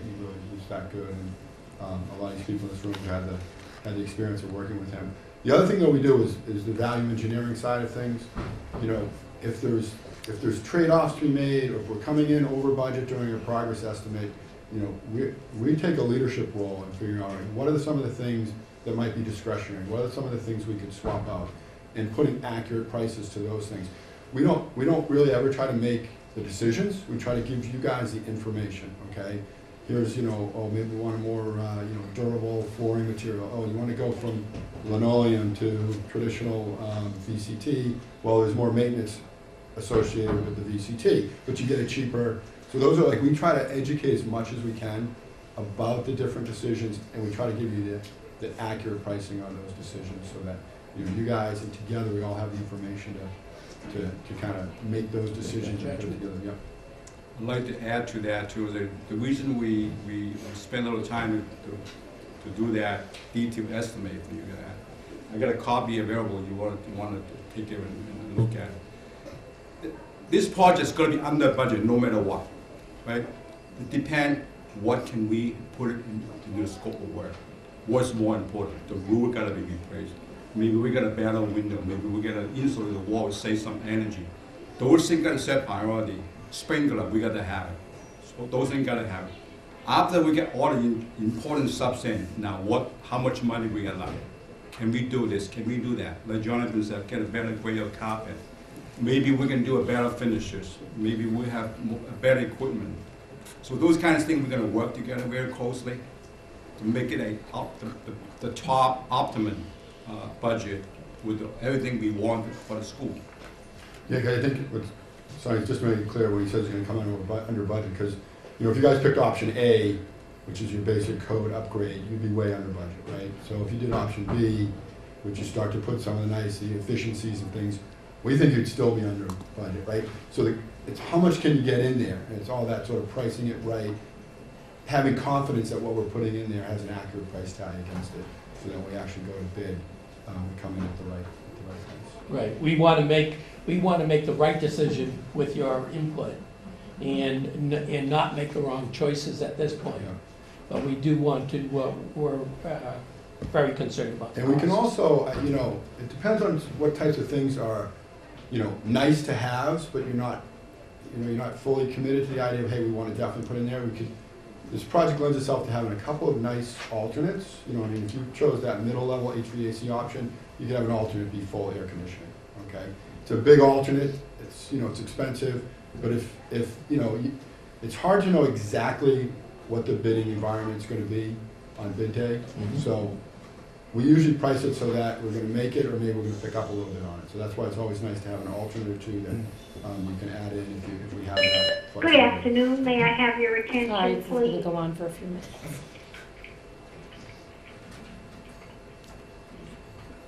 This afternoon after school, we have a PTA meeting at 7 p.m. in the library.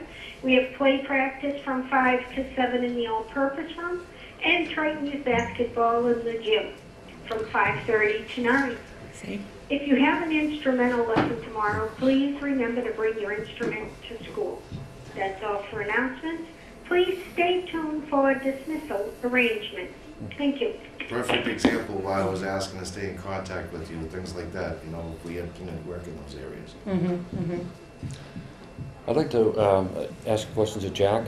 Yeah. How will you actively collaborate with the team to control project costs after our May town meeting vote? Can you repeat that one more time, sir? How will you actively collaborate with the team to control project costs after the vote for the town meeting? Well, the cost is the cost. Once the job is estimated, I follow direction of what each sub has in their scope. Everything's spelled out, what they own, what we own, and I'm as cheap as they come for a superintendent. I don't like spending money, so sounds good. I think typically, because I'm working with Jack right now, I think typically on a project, the super is given the job, and then it's more my job to watch him. I'm kind of overseeing him as far as cost.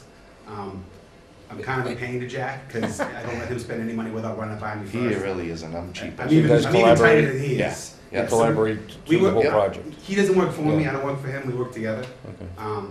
I'm cheaper than Jonathan is when it comes to some things. I mean, sometimes I'm harder on Jack than Jonathan is, but we do talk about every cost above what we think is already included in the scope. But Jack would have input early on in reviewing drawings and making suggestions and that type of design review. But as far as the cost, Jack is given the plans, he builds it, he'll make suggestions throughout the project, he sees ways to save money. But I'm the one that kind of has my thumb on Jack to make sure he doesn't spend more than he's allowed to. Right, but Jack doesn't build in a bubble, so he comes to the weekly meetings. Yes, And yes. he's Oh, collaborating yeah. with Oh, the yeah. team. Oh, And, absolutely, and will yeah. bring, like you said, the ideas to the table. Yeah, usually what happens if something comes up and I really think that there's a better way to do it, constructability or otherwise, maybe find some a cheaper, better Less way to do it. expensive, yeah. That's what I usually suggest, but I'll always talk to Chris first about any of that. And also, 3-week look-aheads are done in those meetings, weekly meetings. I go to every meeting. I think Jack's biggest thing, having been working with him, and I know he's new to the company, is that he's really schedule oriented. He really drives the schedule. So Jack really looks at a job and he sees where he can pick up schedule time. And sometimes, you know, schedule time is money, right, for everybody. So if Jack sees something that can be done quicker, more efficiently, and maybe gives you a better product, then he's going to point that out to you. We actually have our mill worker on the project that I'm running right now coming in a month and a half early.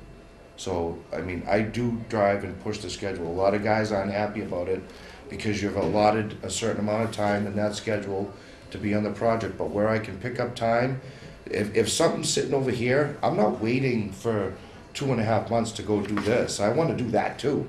I want to get everything that I can as fast as I can. Things always happen at the end of the job, and that leaves me a little bit of leeway at the end to make sure we're fine-tuning everything right out the door. Okay, thank you. You're welcome. I just want to remind everybody, we have 7 minutes, so we may have to pick and choose. Christine, you had a question. I do, yes, Jack, this is for you. So there's a couple parts to the question. The first question is, what has been your best and most challenging job that you've worked on? And if W.T. Rich was selected for the job, obviously you and I are going to have to form a very close working relationship. So why should you be the guy for me? Oh, because I'm one of the best, first of all. Don't sugarcoat it, Jack. No, I usually don't. We admire your modesty. Thank you. I had a good teacher. So right now, I guess the most challenging job I had, Webster, Mass. There's a town hall, and the old Sikowski High School is attached to that. 300 feet long, 100 feet wide, 6 stories, connected to an active town hall and auditorium that they used on a daily basis. The biggest challenge that I had on that job was I had to meet with the town clerk every day at 9 o'clock to make sure that he understood what we were doing. So when all of the complaints come in from noise or dust coming from the project, because we were adjacent to the building, that he was fully aware of what we were doing, just so there were no surprises, because I know everything falls on your shoulders too, and you're gonna get a ton of calls. Why is this happening? That was my biggest challenge, keeping him informed. We had a firewall that we had to provide that was working in active offices, working late nights, different shifts. That I would say that was probably my biggest challenge, not disrupting the town hall's activities that they were doing on a daily basis, while trying to build a $27 million apartment building in an existing renovation building. Great, thank you. You're welcome. And that's no sugar-coated either. That's the truth. Your schedule calls for about 10 projects in the 2017-18 time frame, which is our time frame as well. And I notice you and Chris are committed 100% of the time. I'm just wondering if there are clones of you that take over on the second shift. Oh, absolutely. That's the purpose of the overlap, sir. We have an assistant super on site that would be running the second shift. I'm assuming, I haven't talked about with John yet, but there'll be one during the day, I'm assuming, and one at night. I'm assuming, I don't know that yet, but there'll be clear understanding of what is expected overnight while I'm gone, and if there's ever an issue. I'm not a, you know, I come in at 5:30 in the morning, and I'm usually on the job till 4:30, so there's not going to be any misunderstanding. May I have your attention, please dismiss all walkers and Kids Club I'm students. not just an 8-hour day guy. I never Dismiss have all been and I never walkers will be. and Kids Club students. Okay, thank you. You're welcome. So maybe you guys could do this job for me that's going to happen later.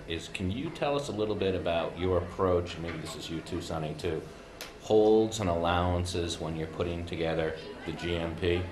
And when you look at a complicated, kind of multi-phase renovation project, how does that factor into, how you look at a job and how you price a job? Why don't I start on this one, because Sonny can jump in, but, so, for me, we're open to, we like to include holds and allowances when there's unknowns that really are not. I think you need to tell people what holds and allowances Okay, so, are. you know, a hold or allowance, and they're kind of words you use, they have slightly different meanings, but basically, when you allocate some sort of dollar amount to some sort of specified scope of work, but you're not clear on the exact sort of quantity or nature or substance of that work, but you want to include the money in there because you believe there's work in there. There's not enough information to tell a bidder, you know, I want you to do, you know, all the temporary partitions for this job. And so if we, you know, we could actually, that one we could probably sketch it out, but there's something like that where you could say, you know, we don't know what's there. Or if you said, we want to hold for, you know, unknown conditions that we're going to encounter when we open up the ceilings. Or sometimes I've done for, we think there's more hazmat than is shown here, so we may want to hold. So you allocate some money in the budget, in the GMP that we're going to execute with you, and it's an agreed to sum that you know, we hold in our budget, but it's for the benefit of the owner, right? The owner has access to say, well, you know what a good one we do a lot of times is cutting and patching, right? So it would be really hard to know at any level of detail. So tell me every hole you're going to core through every single wall, and what materials are going to go through, how big is it going to be, and then what are you going to use to patch it in to make it look good again, right? So a lot of times we say, well, let's set up an allowance for cutting and patching. Say we put $50,000 in allowance for cutting and patching, and then whenever we do cutting and patching, we track it. Generally, on something like that, you just track it on T&M. We'd be in very close communication. T&M, sorry, time and materials. I don't want to assume anything, but you know, we go in, but we're in communication. We don't just go off and do a bunch of work and then hand someone a slip and say, oh, last week we did, you know, 80 hours of cutting and patching. Very close communication, particularly with the on-site clerk of the works, to say, you know, hey, we're going to be cutting, we're going to be doing cores in this area, so we need to track the time. They like to see, they like to observe, okay, yeah, you know, your worker spent 4 hours doing that. Wouldn't always be, sometimes it might be W.T. Rich's own workforce, a lot of times it would be the subs doing that. But when you have this type of complicated phase occupied job, it's important to get those. Please dismiss all bus students. All bus students may be dismissed. Please dismiss all students. So I was sort of just wrapping up there. I want to add something. He said everything I want to say. But a couple of things, you know, we always want to kind of put something in allowances, do something unpredictable like weather, like snow removal. We're going to put a little money and set aside that is allowing for snow removal. In case we get a bad storm like a couple of years ago, then we got some money to cover. Thank you. Does anybody have any questions they want to ask, or should we let them wrap up? I just have one quick question for Jack. So, the foreman's meeting, you meet weekly. Where are those meetings? I'm just curious. They would be in my CM trailer. Oh, okay. Do you just want my card now? Because I was just curious because I don't like to You drive. won't go far, okay? I'll be coming here. I'm just curious. We're going to do the humble score after you're gone. Sorry, I just wasn't brought up to be shy. John, why don't you wrap up? Oh, sure, thanks. So I just want to thank you for the time to be here. Like I said at the beginning, this is a project we have a lot of interest in. You know, I hope that one thing you'll take away is we put a lot of effort into the written proposal that we have and into our presentation. You know, we do that. You know, we want to present good information and help you assess our approach, but we also, right from the beginning, showing you the type of commitment we have towards the project and also the type of work product that we're committed to doing, right? So I think the effort we put in, like I say, that's representative of what you're going to get from W.T. Rich all along the way. I love doing projects that feel local. Chris would be more than thrilled to have a relatively short commute going into, well, our office is in Newton, and we have a project like a mile and a half away, but for Chris, it's still. I would be making myself an office here. Yeah, he would. So you have me on site as well. Some people like to have PMs on site a lot. He would be on site a lot. But no, we'd be thrilled to do this project with you. I think we have the you know, the experience and the capabilities, and I hope we also demonstrate to you that we really have the commitment and the interest as well. Thank you. Thank you so much. Okay, thanks. Thank you. Nice meeting you. Yeah, nice meeting you. Thanks a lot. Thank you. Nice meeting you. Thank you. Chris, good to see you. You can see it. Thank you. Just the complicated. Oh, no. No.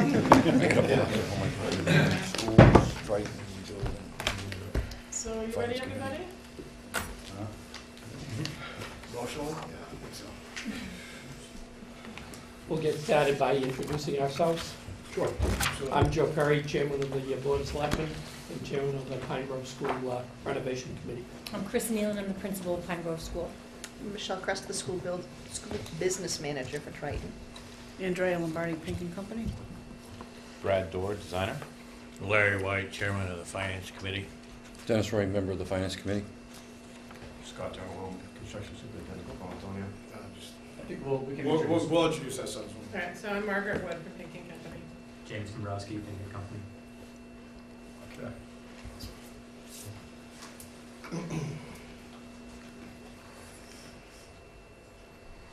This is intimate. All right. So first, we'd like to thank you all for this opportunity. We spent a good amount of time with the pre-qualification, and we appreciate this opportunity to be here and present in front of you, and have the opportunity to talk to you after. So just as a quick introduction, we walked the Pine Grove School, the whole construction team did. We examined the preliminary design program and the second one that came out in the addenda.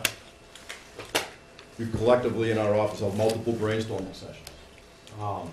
We feel we have a handle on the goals of the project, but we know we have a lot to learn. What we know so far is just simply what's been put in front of us. We know that everybody here collectively has different issues and concerns with the project that we don't know yet.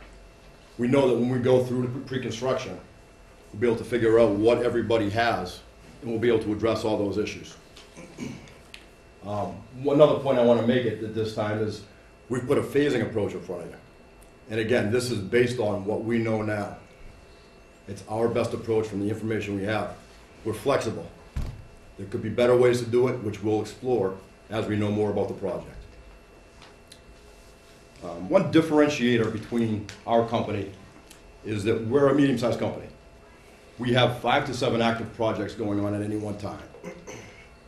That is just the way we want to run our company. We don't want to be the biggest, but we do want to. We just want to. Client satisfaction is our overall goal. Margaret just pointed out I forgot to introduce myself. My name is George Wilworth. I'm the president of Cole Antonio Inc. My role for this project would be as the project executive. Okay. So now that I'm halfway down, and I guess I'm going to finish up, that we're eager to partner with you guys on this project. This next slide shows an organizational chart for the project.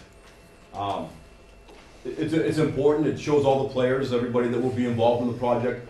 But really what's more important to me are the people you'll be dealing with and knowing more about those people. The construction team, the superintendent is Scott Gentleman. He's got 32 years of experience, 4 with Cole Antonio Inc. Scott and Jeff have been a team together. Jeff will be the project manager. They've been a team together for 5 projects, I believe, and right now there'll be a couple of projects that Jeff and Scott will talk about that really, lend themselves to this project. Scott specializes in occupied renovations. Scott's meticulous. He's an excellent planner and communicator, and we're working on getting a picture so he's going to smile.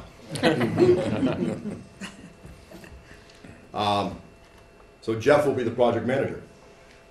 Jeff's been in the business for 16 years. He's been with us, Cole Antonio Inc. for 10 years.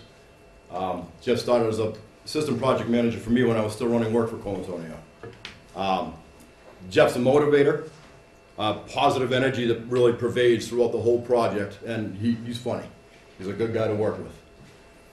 That's not to say that's his only traits, but he's very, very skilled. And again, a couple of the projects that he's going to talk to you about is the FA Day School and the Fitchburg Yarn Lofts. Mike McEwen, who's not with us, he'll be the assistant project manager.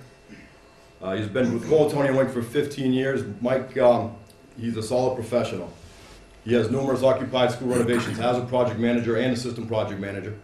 As an assistant project manager, he knows the flow of paperwork, keeps us organized. Mike has completed a couple of lead projects. That flow of paperwork is second nature to him. And again, he's, right, this is an MEP heavy project. He has certifications in some BIM management right now that really allows him to go through and help us with the coordination of the MEP trades. Chris Powers will be the pre-construction manager. Chris has been with us for 5 years, and he's really changed our company. He's really taken over our pre-construction, our estimating department, which it's really taken a big load off of me, and it's very positive for our company. Client satisfaction, if you talk to anybody that Chris has worked with, is foremost in his department. With that, I'd like to turn it over to Chris. Hi, good afternoon. As George said, my name is Chris Powers, and my job will be to help navigate you through the pre-construction process from where you stand today to final GMP. I'll be your main contact through pre-con, and as George said, I've been with the company for 5 years, and I've put together over 100 estimates in that time, primarily in the public sector, and also with some private clients as well.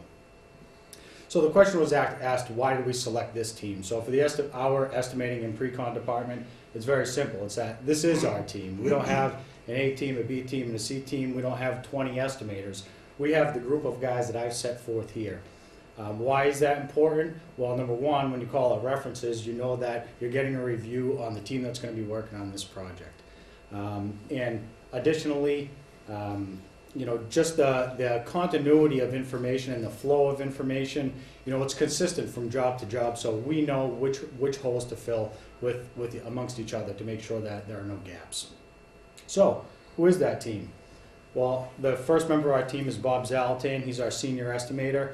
He's been in the business for 40 years. He spent 30 on the project management side, and that's extremely important when working in estimating. So he's able to look through a set of plans and really develop the subcontractor scope and look at the questions that the subs might have before you get out into the field and their issues. He's very detail-oriented, and he's completed some very complex estimates for us.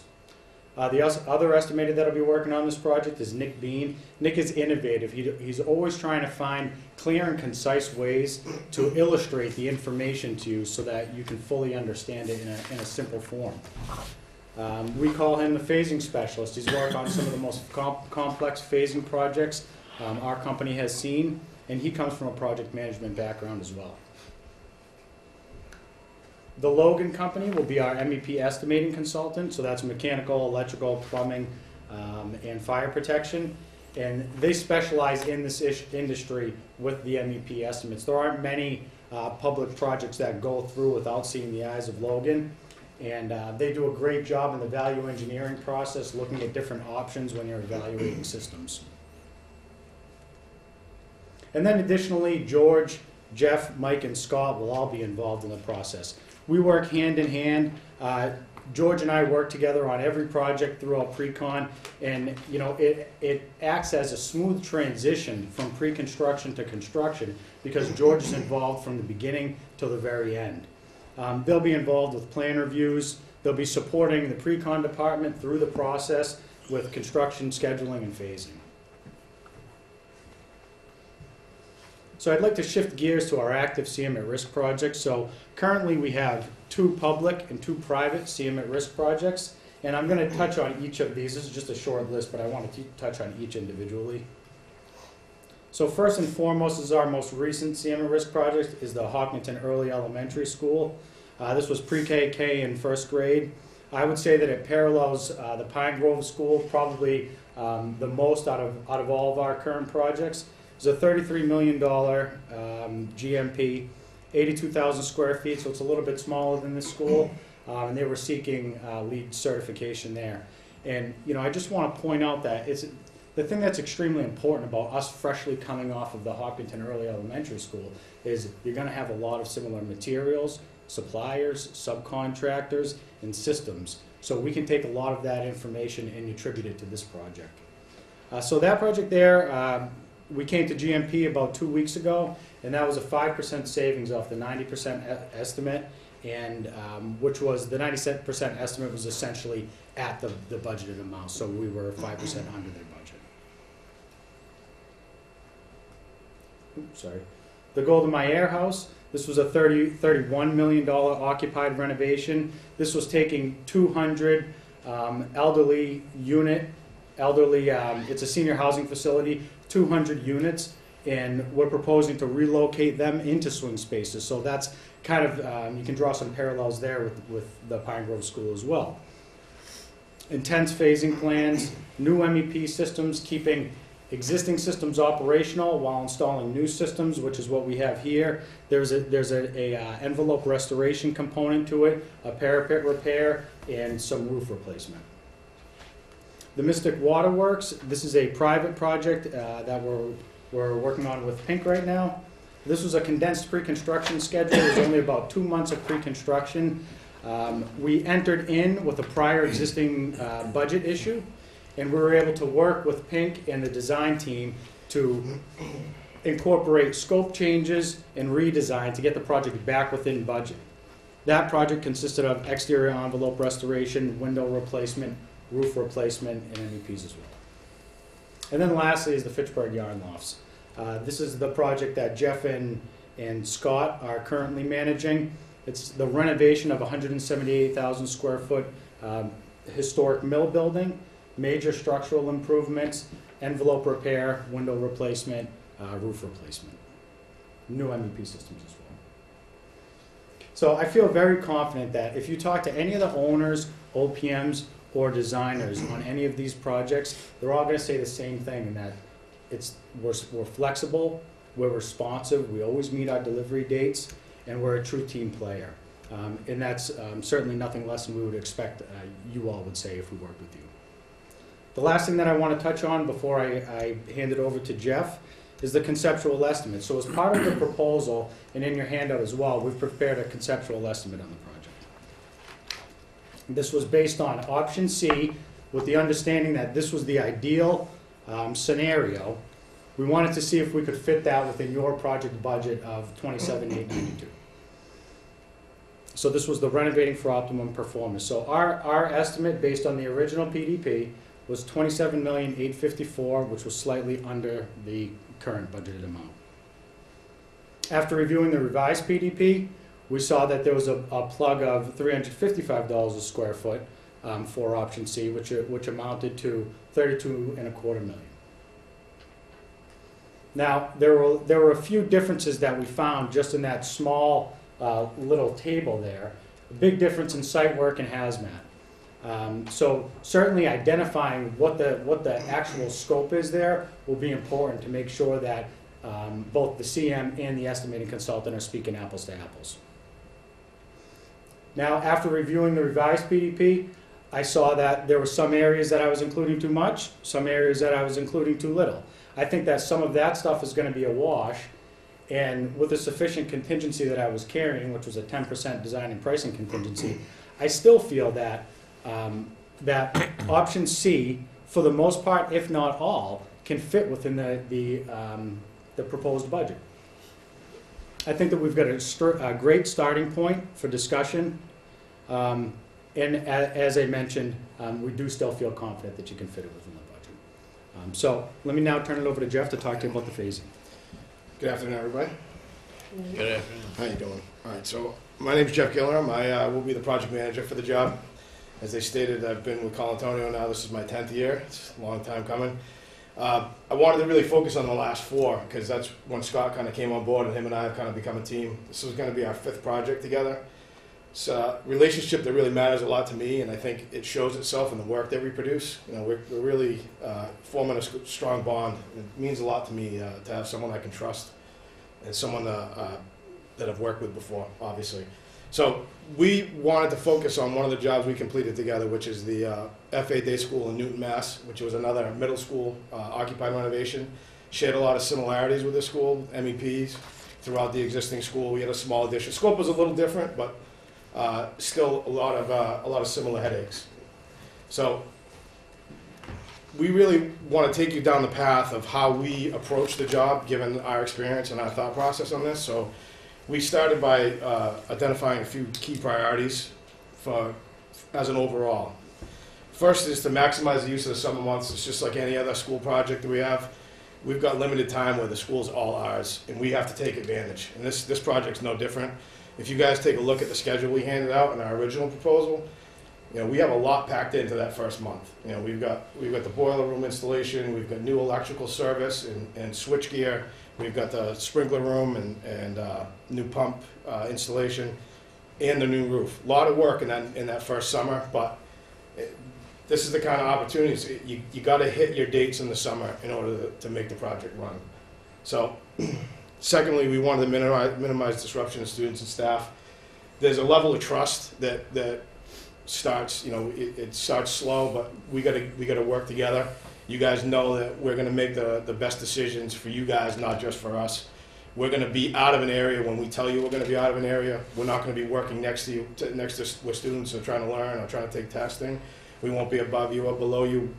Our approach really focused on trying to basically stay out of your hair as best we can. Keep the students away from where we are, given the fact that this is elementary school as well. So, lastly, we wanted to make the process as fluid as possible. Now, that's beneficial to everybody, obviously, but that's aimed to keep costs down right now. That's our main goal with this item. We want to make sure the subs have enough work in front of them that they can come here and be productive, that this job is somewhere they want to go and somewhere they want to be. So we took these kind of priorities and then drilled them a little bit further down into some basic requirements that we have at the Pine Grove School itself. So the first is about the MEP infrastructure. We identified that as part of the first summer. Lead times right now, given the current climate out there, you know, lead times for mechanical equipment are jumping up to 20 weeks or so. We want to make sure that we're hitting the ground running when we actually when the kids get back to school that first school year. Secondly, these next few slides are based upon your needs right now, classroom-wise. What we saw through the PDP and the existing layout, you guys need about 22 classrooms, including the space for special classrooms, music and whatnot. We also focused on minimizing the disruption for your large rooms. You know, I don't know about you guys, but for me, when I was a little kid, gym was like the best thing, right? So I didn't want to lose that. You know, we wanted to make sure that these kids coming to school in 2018 had the same experience as the kids coming now, and you know, when we're out of here, really. So we don't really want to take up those rooms. We want to keep those active for you guys, so that the experience is the same. The admin area. So you'll see when we start jumping into some of the phasing that we focused on getting the west wing done first, because we know that that's where admin's home is going to be permanently. So we wanted to get you guys in a space, keep you there, so that way we're not moving you guys around throughout the project. Same thing with the pre-K and the kindergarten. We know the bathrooms are a requirement. They need smaller toilets. The teachers can't be leaving the classroom, taking kids to the bathroom. So that's when we'll get in a little bit about some of the trailers outside that will be specifically for kindergarten and pre-K. That way we can put them in a space. They'll be there all year. We're not moving them at all during the year, okay? And lastly, obviously, it's a very similar thing. We want to make sure that we're maximizing our productivity. We want to make sure we keep costs down, hit our dates, keep the job rolling. That's really it. So with all these factors in mind, it's really led us to the early trade packages for MEPs. You know, so like I said, starting with the lead times and looking at right now the PDP. Looking at the PDP, the schedule that was provided, 90% documents right now are being issued, I think, in November 2017. We're looking to try to get this package out the door early January so that when the first summer starts, we have equipment ready to go in and that we can really hit the ground running with that. Understand this might be a little bit more work for the architect, a little bit more work for our pre-con team, but I think we're going to find that it's well worth it as far as how we have this laid down. So, with that said, so with the information provided and our experience, you know, I think that we feel like that's the best approach, you know, with this job moving forward. But obviously, we're super flexible and we're willing to work with you guys and can't wait to get started. So with that, I'm going to have Scott come up and give you guys a little bit of overview on what the school's gonna look like once we actually start construction, and what we look at phasing. Scott Gentleholm, I'll be the project superintendent, the point of contact for administrators, school faculty, principal, day-to-day operations. I'll be the point person that will coordinate everything on site and basically make sure we're operating smoothly. So, like Jeff was saying, for phase one for the north wing. Scott, before you get going, there's a handout, if this is tough to see up here, within the presentation binder, if you flip to the second tab, there are 11 by 17s of this. Might be, turn on the light, might be. Yeah. Don't want to make things too easy. All right. Just that basics on it there, you know? It's not a good time to be doing stuff in the dark this time. We're trying to conserve energy. Starting in the north wing, it gives us, we come in and get this all ready, that gives the administration a place to come in beginning of the school year, at the end of the summer, just like they would at the end of any other year, and set up and just stay put. And they can continue to have a base of operation for the rest of the school year. Same line of thought for pre-K and K was to get them in one spot and keep them there so that they're not being bounced around. This way they have consistency and routine with their environment. This is a covered walkway that we proposed. There are other options. You could even pop a hole through here if the covered walkway isn't feasible. The boiler room, getting this all up and operational before cold weather comes in obviously is a concern. So that needs to be in phase one. And that also allows, as each of the other phases come along, it allows us to just put in all the new equipment, tie it in, put in all the new equipment, tie it in, and just keep plugging it in that way. Also getting the roof on in the first phase is important so that we're not working above the classrooms, making all that noise. It's also going to provide you with a weather-tight building coming into that first school year. There were some comments about having leaks in there and also no roof insulation. It'll also cut down on heating bills during the time that we're here. It's another benefit of having the boiler room up and operating off of the new boilers. So you're gonna try and hit all of the roof or just select? The entire roof. So you're gonna hit all three? Yep. Yeah. So from phase one, as we move to each phase, you've got move in, move out. So the end of phase one is obviously you're moving in and moving out of phase two. So from September to February break, we're in phase two in the south wing, where, back in phase one, we did come up into here and do some demo for a temporary petition, creating 2 more classrooms. And we are doing the same thing down here. These 2 rooms here will become other space when phase 3 is complete. These create 2 extra classrooms to maintain the 22, and then we're adding 2 temporary classrooms on the end for a total of 4 for this last phase, this second phase here. This phase cleans up February for February break, and then we move over to the east wing, except for the gym. This would be phase 3. Phase 3. Want to pull the next board's No, before you leave that, the modular classrooms, the covered walkway, the electrical, plumbing, and everything else, you've included in your proposal, correct? Yeah, we have included provisions for that in our conceptual estimate, yes. Okay, so that's all included in there, because I didn't see it. But not in your GCs though, right? Yeah. Or I think Chris could GRs? probably GRs, yeah. Your general requirements, not general. Yeah, yeah, that's what I mean, general but, so requirement. that was in the, not maybe on the new one, but was that in your first proposal as well? The temporary classrooms? Yeah. Yeah, Okay. yes. But, and the costs associated with Yep. all those Yes. are in there? Yeah, we did. We evaluated the cost of Okay. the temporary classrooms. All right. And then the general requirements right now is reflected as a percentage of the overall project. Knowing what that typically comes in at percentage-wise, we've made the adjustment to incorporate those additional temporary classrooms. Fine, thank you. Okay. So phase 2 to phase 3. See the 2 classrooms that we put the temporary petitions in, pop up here, we jump over in here.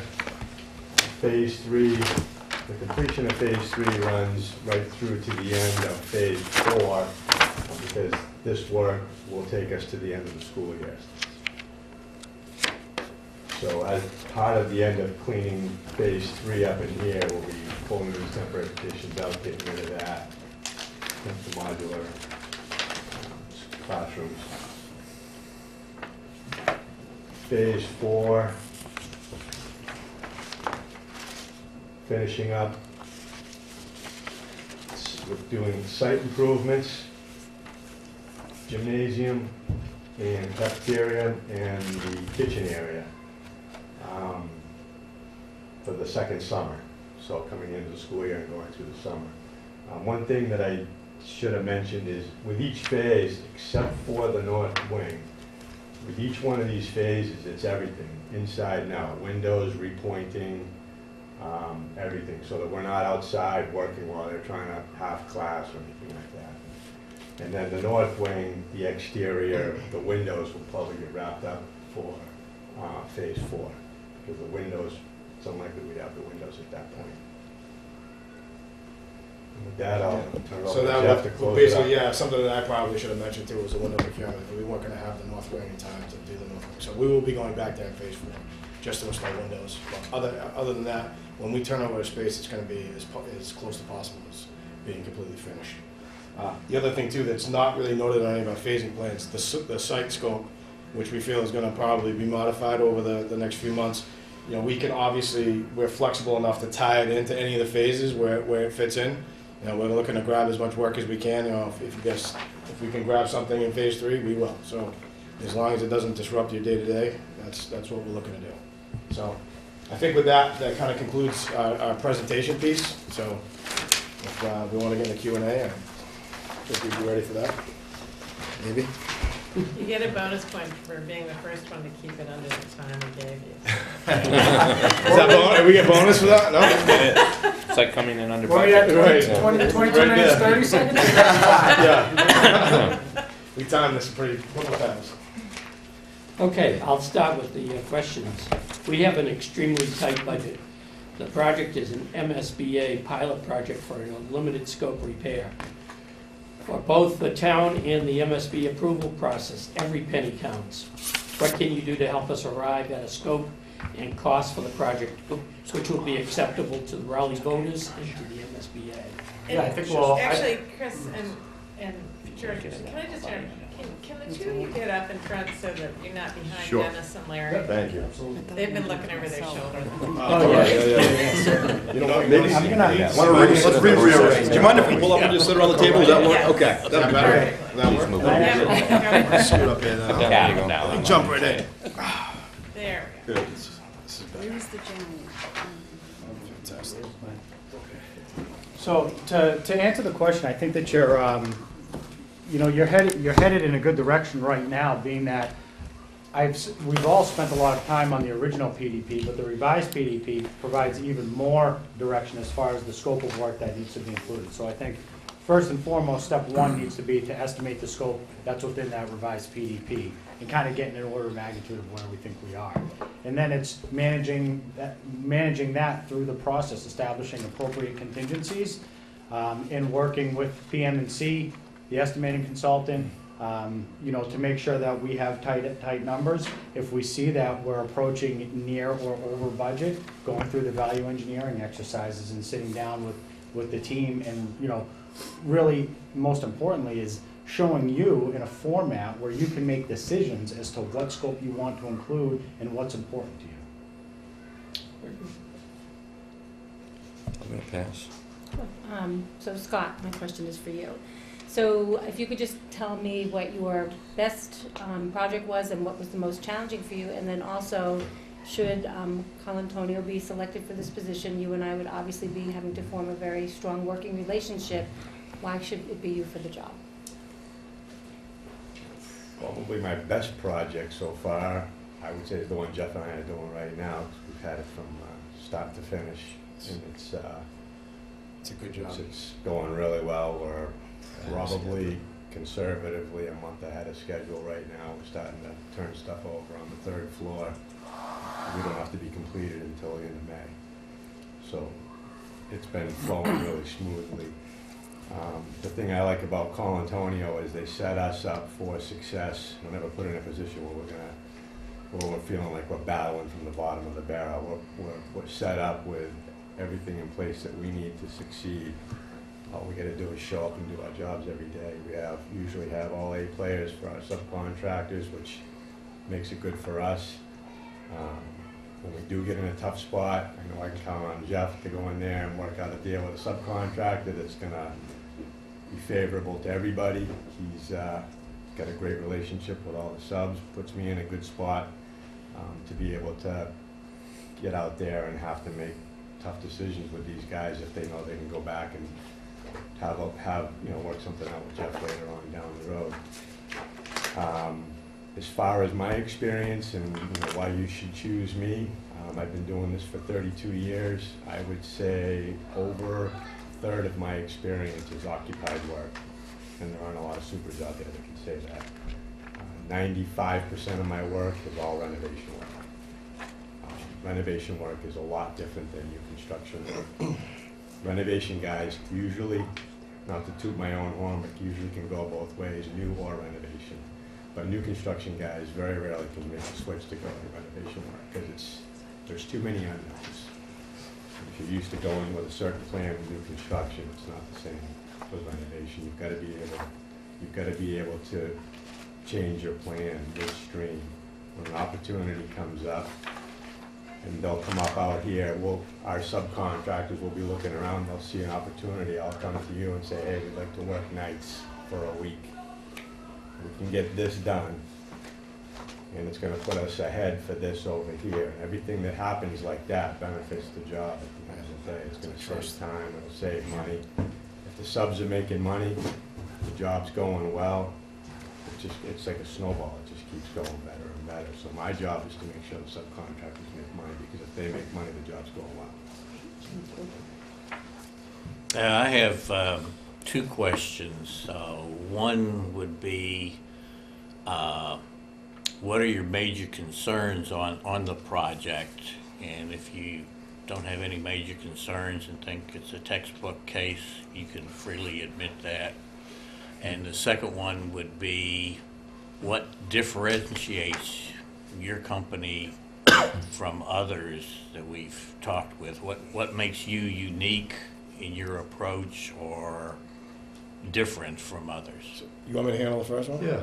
Well, because I think the biggest challenge here is going to be the mechanical, getting the mechanical up and running that first summer. I mean, I don't see anything other than that being a challenge here. Do you know what I mean? It's a standard renovation within that respect, but it's really getting the heart and soul of the building up and running right away. That's, to us, to Scott and I, when we looked at this, from a constructability standpoint, that's really where we kind of kept getting hung up, and saying, okay, well, this will be great. We can get here if this is done, right? So we really need to focus and hit our dates that first summer.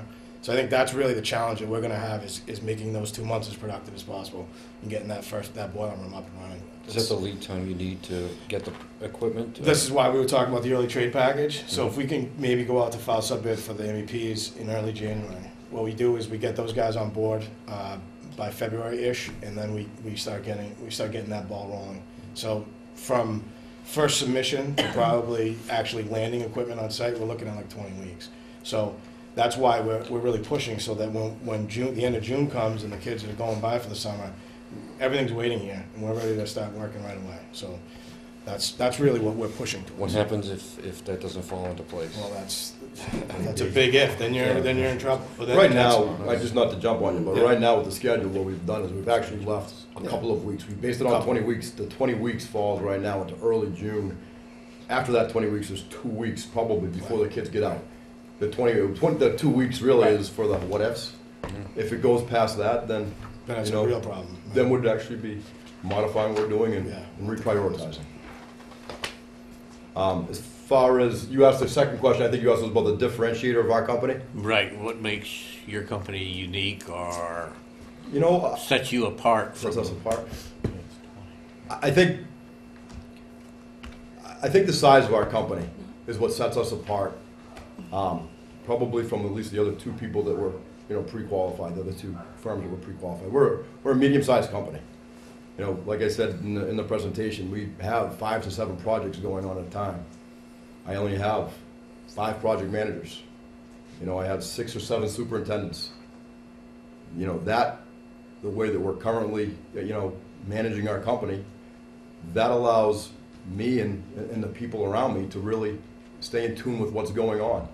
And that's important right now for our company. There's not levels of management. It's the decision-making. I don't micromanage my people. Decision-making, I put people in a position to make a decision. They kick it up at the appropriate time. But that's, I think the size of the company. I just want to piggyback on that with one comment. Additionally, is the fact that George and I are involved on every project. So if you asked Margaret about Golda Meir House, George and I were there. We were at all of the meetings. We were working through issues. I'm personally involved with all of the estimates. If you talk to the owner of OPM in the Hopkinton Elementary School, same idea. You're getting the same front end that we have on every project. So that just kind of reiterates what George said. Can I add one thing? Yeah. Subcontractors like working for Colantonio. Most of my experiences with other contractors, generally speaking, with Colantonio standards, I'm new, but that's my experience as a superintendent with Colantonio. Subcontractors like to work for Colantonio, and that makes a big difference. Yes. Makes a big difference in terms of how they approach their bidding. It makes a difference in how they approach the bidding, how easy they are to work for. It makes them more forthcoming with good ideas because they want to help the job. If they're coming in there adversarial just because they're the low bidder, they have a good idea, but they really don't like the general contractor that they're working for, they're just going to keep their mouth shut. We have a strong group that follows us in the subject market as well. So we know that when we get on the list, we're going to get the guys coming out to bid for us. So just to give you an example, Margaret, just on that same question about bidding, how does it affect bidding? Just to give you an example, there was a low mason on the Hopkinton Early Elementary School that actually missed the scope of work on the project, and he was substantially low. He stuck with the job. After I had the conversation with him, he said, because it's you guys, and I know that it's going to be a team atmosphere anywhere, I'm going to stick with my bid. And that's just a direct result of savings associated with wanting to work with a construction manager that treats you fairly.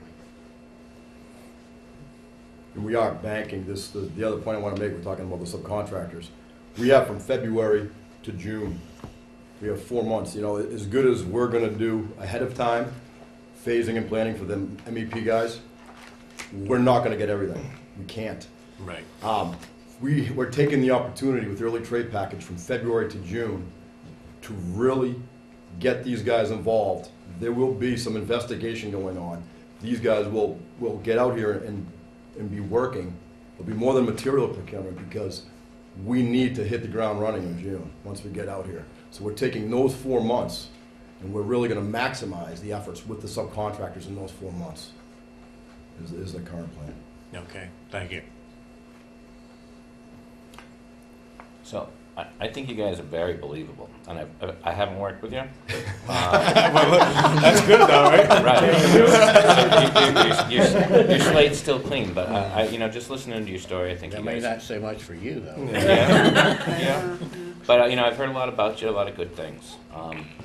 I guess I just want to understand, like on the schedule, right? I think, you know, you guys have done a nice job laying out the phasing and all of that, but just so I understand the schedule right now, because I think in your proposal, you were talking about a schedule and keeping, you know, kind of the construction out there for 14 months. But when I look at the schedule, I think the schedule is more like 20 months. And I just want to understand, you know, how that works, because when I'm looking at the, you know, kind of it was part of your proposal, and it talks about, you know, in C2, you know, durations of 14 months. And I didn't know whether that meant that, you know, because of how you were looking at the job and trying to maybe put in the mods to pick up some time, or, you know, is this just a typo, or how were you, what is your schedule? Yeah, which item are you asking about? So I think I can address that. Yeah, okay. C2 is the price proposal, correct? Right. Okay, So I can address that. Okay. There's 14 months of construction when we're in the school. June of 2018, June of 2017, June of 2018. June of 2018 Yeah. to August of 2019. Yeah. I can't tell you guys how many times we went around that. Yeah, Foolish no, schedule. Okay. All right? Yep. So there's 14 months. All right? Prior to that, we're going out to bid in January. I'm banking on, I made the point before, there's from February, March, April, May, June, there's 5 months. Right. 5 months prior to that where my subcontractors are going to be on board. That my project manager will be working with these guys. You know, my superintendent, I don't think I have him full-time during that. I think I have him part-time. right. But my project manager will be working full-time.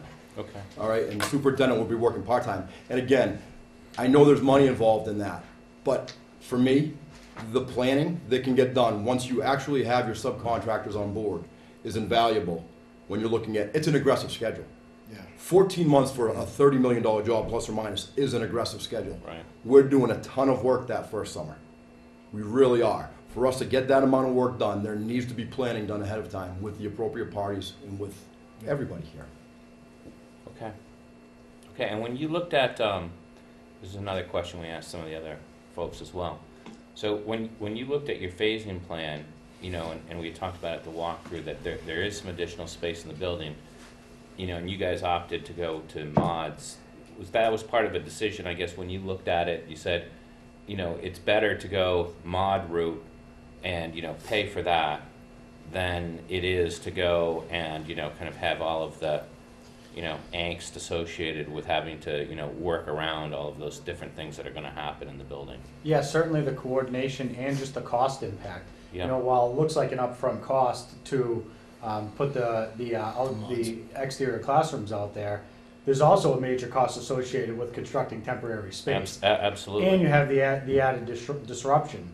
So wherever we can, and we think that we can make it work, it makes more sense to keep everything separate. The whole idea is keeping construction separate from your operations and your facility here. I know one of the items that we took a hard look at too was the bathrooms. Like keeping kindergartners with a bathroom is a hard way to go with the current layout, with the new layout. So that's the other reason why the mods made sense, is that we can put them somewhere where they have access, you know, for the entire school year. We don't have to now make this classroom ready with smaller bathrooms and then get them in there, and then we didn't want to do that. So that was another reason why we chose to go the modular route. Okay. You stress that it's a lot of work to do in the first phase. Have you, what's your track record on, taking that much work on in that short period of time? We're working at that pace now. Yeah. And, just the job we're on right now. The building is, what? It's almost 30 million. Yeah, it's a $30 million mill renovation, major structural repair, and we're clipping along right now. So, I mean, track record-wise, just him and I as a team, same thing in Newton with FA Day. We had a very similar type schedule, similar type scope. It was a small addition, but MEP renovation throughout the existing building. Same type of duration. Time period. When we hit a summer, we had to make our summer dates. You know, the school has to open, right, at the end of the day. So, so far, so good. You know, Scott and I haven't had any issues, I can tell you that. So is that mill project an occupied space? It's not. It's not. No. Oh, no. No, no, it's not. So you're working with an unoccupied space. Yeah, that is a major difference between where they are now. Yes. First summer is unoccupied. I think Jeff was trying to make a similarity, is that first summer, you know, Yeah. billing wise and dollar wise. Just to be honest, the wings, so phase 2 and phase 3, I'm gonna say as far as construction, it's simple. Yeah. And I don't wanna undersell that or minimize that, but it's simple. That first summer, all right, and the last summer is also gonna be a crunch. We don't know the full site works, you know, scope. Need to do it. You know, but I know that we're gonna have a Yeah. new septic, I know that we're gonna be cleaning up, we got the kitchen. Yeah. You know, getting the kitchen done in a summer is a lot. Right, the gym It floor. really is between, that's a pretty decent scope. Yeah. You know, so it's the summers we're maximizing, but That's every school Yeah. job. You know, every school job I've ever been on, everything gets loaded into that summer, and you've got to make the date. We always do.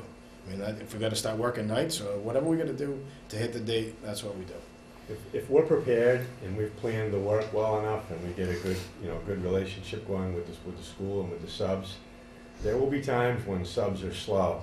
And if we're prepared and we have material, they'll flood manpower and come in and work an off-hour shift so that we can be ahead on the next phase, so that we're not all competing for manpower over Christmas break and spring break for all the other school projects that are going on. Because that's how you've got to think. You've got to be ahead of all those other projects. I'm glad too. you said that, because you need to be a step ahead. 'Cause you don't Your wanna- your job has to be the job where these guys want to work. Want to come. Right. And that's So and if we your can't job's a undersell it. mess and it's a cluster and nothing's organized, they're gonna go to it, they're gonna go to the other school where they have a chance at making it. Mhm. And that needs to be this job. It will be this year. And that's how I run all my work. So Margaret said I could ask one more question. You can tell his pulling the strings back Yeah. here. Can you give us a little walkthrough on what your kind of process would be with respect to, in particular, you guys have flagged, MEP is a big part, in terms of the driver of this job. How your MEP coordination process would work with us and, our MEP consultant? How that process, how you see that all kind of working through? It's the same process for every job, right? So I mean, we'll start with the design, the CAD files, and we'll get the subs on board early, like he said. So it's gonna be part investigation of what we have here, taking what the new systems are gonna be and hashing them out. I mean, I don't know. Even prior to that, Jeff, not Yeah. to jump on you, Yeah. but we have pre-construction time. Right. Yeah, that's We what have I'm kinda looking at. we have pre-construction time that, we will be able to. Yeah. I'm going to talk about value engineering. We'll look at the different systems you're proposing, figure which system is ultimately the best one for the school, Yeah. or the most cost-effective, or whatever system's chosen. And from there, at that point in time, we'll be opening up. Yeah. Where are the mains going? Where's the electric going? We'll be coming in to do some investigation. And that I recommend doing during pre-construction. I agree. So there are opportunities for designers to get that sort of information on their drawings, because as good as your drawings are, that everything's not in the same Right. place that It's your gonna drawings save so show. much money. Right. It'll save so much money if we get it up front. He's 100% right. If we end up getting these on the design docs, so these guys know that this has already been looked at and coordinated. Because I can't tell you how many times that we run into this where we get an MEP set and the duct guy just went off and he did all the duct by himself, and the plumber did the same. Well, And they've never Larry's gonna overlaid. save money, I'm not gonna save Right. money. Right. That's what But at the end counts. of, no, but right, so they never did an overlay, and we've got a million conflicts. And Do you guys so- do you guys, you said you have an MEP coordinator, right? So are you guys gonna be doing any like clash detection or anything like that up So, front? that's a good question, Talk a because little we've, bit. depending how you guys are doing your design. Yep. If your base design is done, and I'm probably gonna use the wrong, I don't know if it's Revit or, Yep. is it a model, is that, Yep. okay. Then that's a great starting point during pre-con. Mhm. It really is. And if we can make that work, that would be ideal. No matter what, once we get the subcontractors on board during construction, they're gonna need their shake at it, because we have the or equal clauses, so that's gonna potentially mean, we were looking at a piece of equipment that was a little bit different. So that process would probably happen twice. But it's great to do, because if you can get 90% of the way there on the contract documents, Right. then that last 10% is Yeah, no, it's not. it's not. That's what we deal with. It's not a big deal. Yeah, okay, terrific, thank you.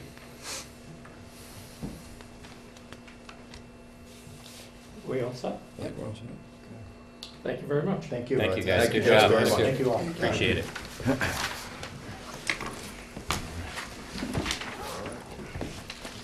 Sorry, we brought this up. Yeah, I'll ask for a motion to adjourn, please. Make the motion to adjourn. We have a Second the motion. Motion has been made and seconded to adjourn. All those in favor say aye. Aye. Aye. Thank you very much. Thank you, Keith.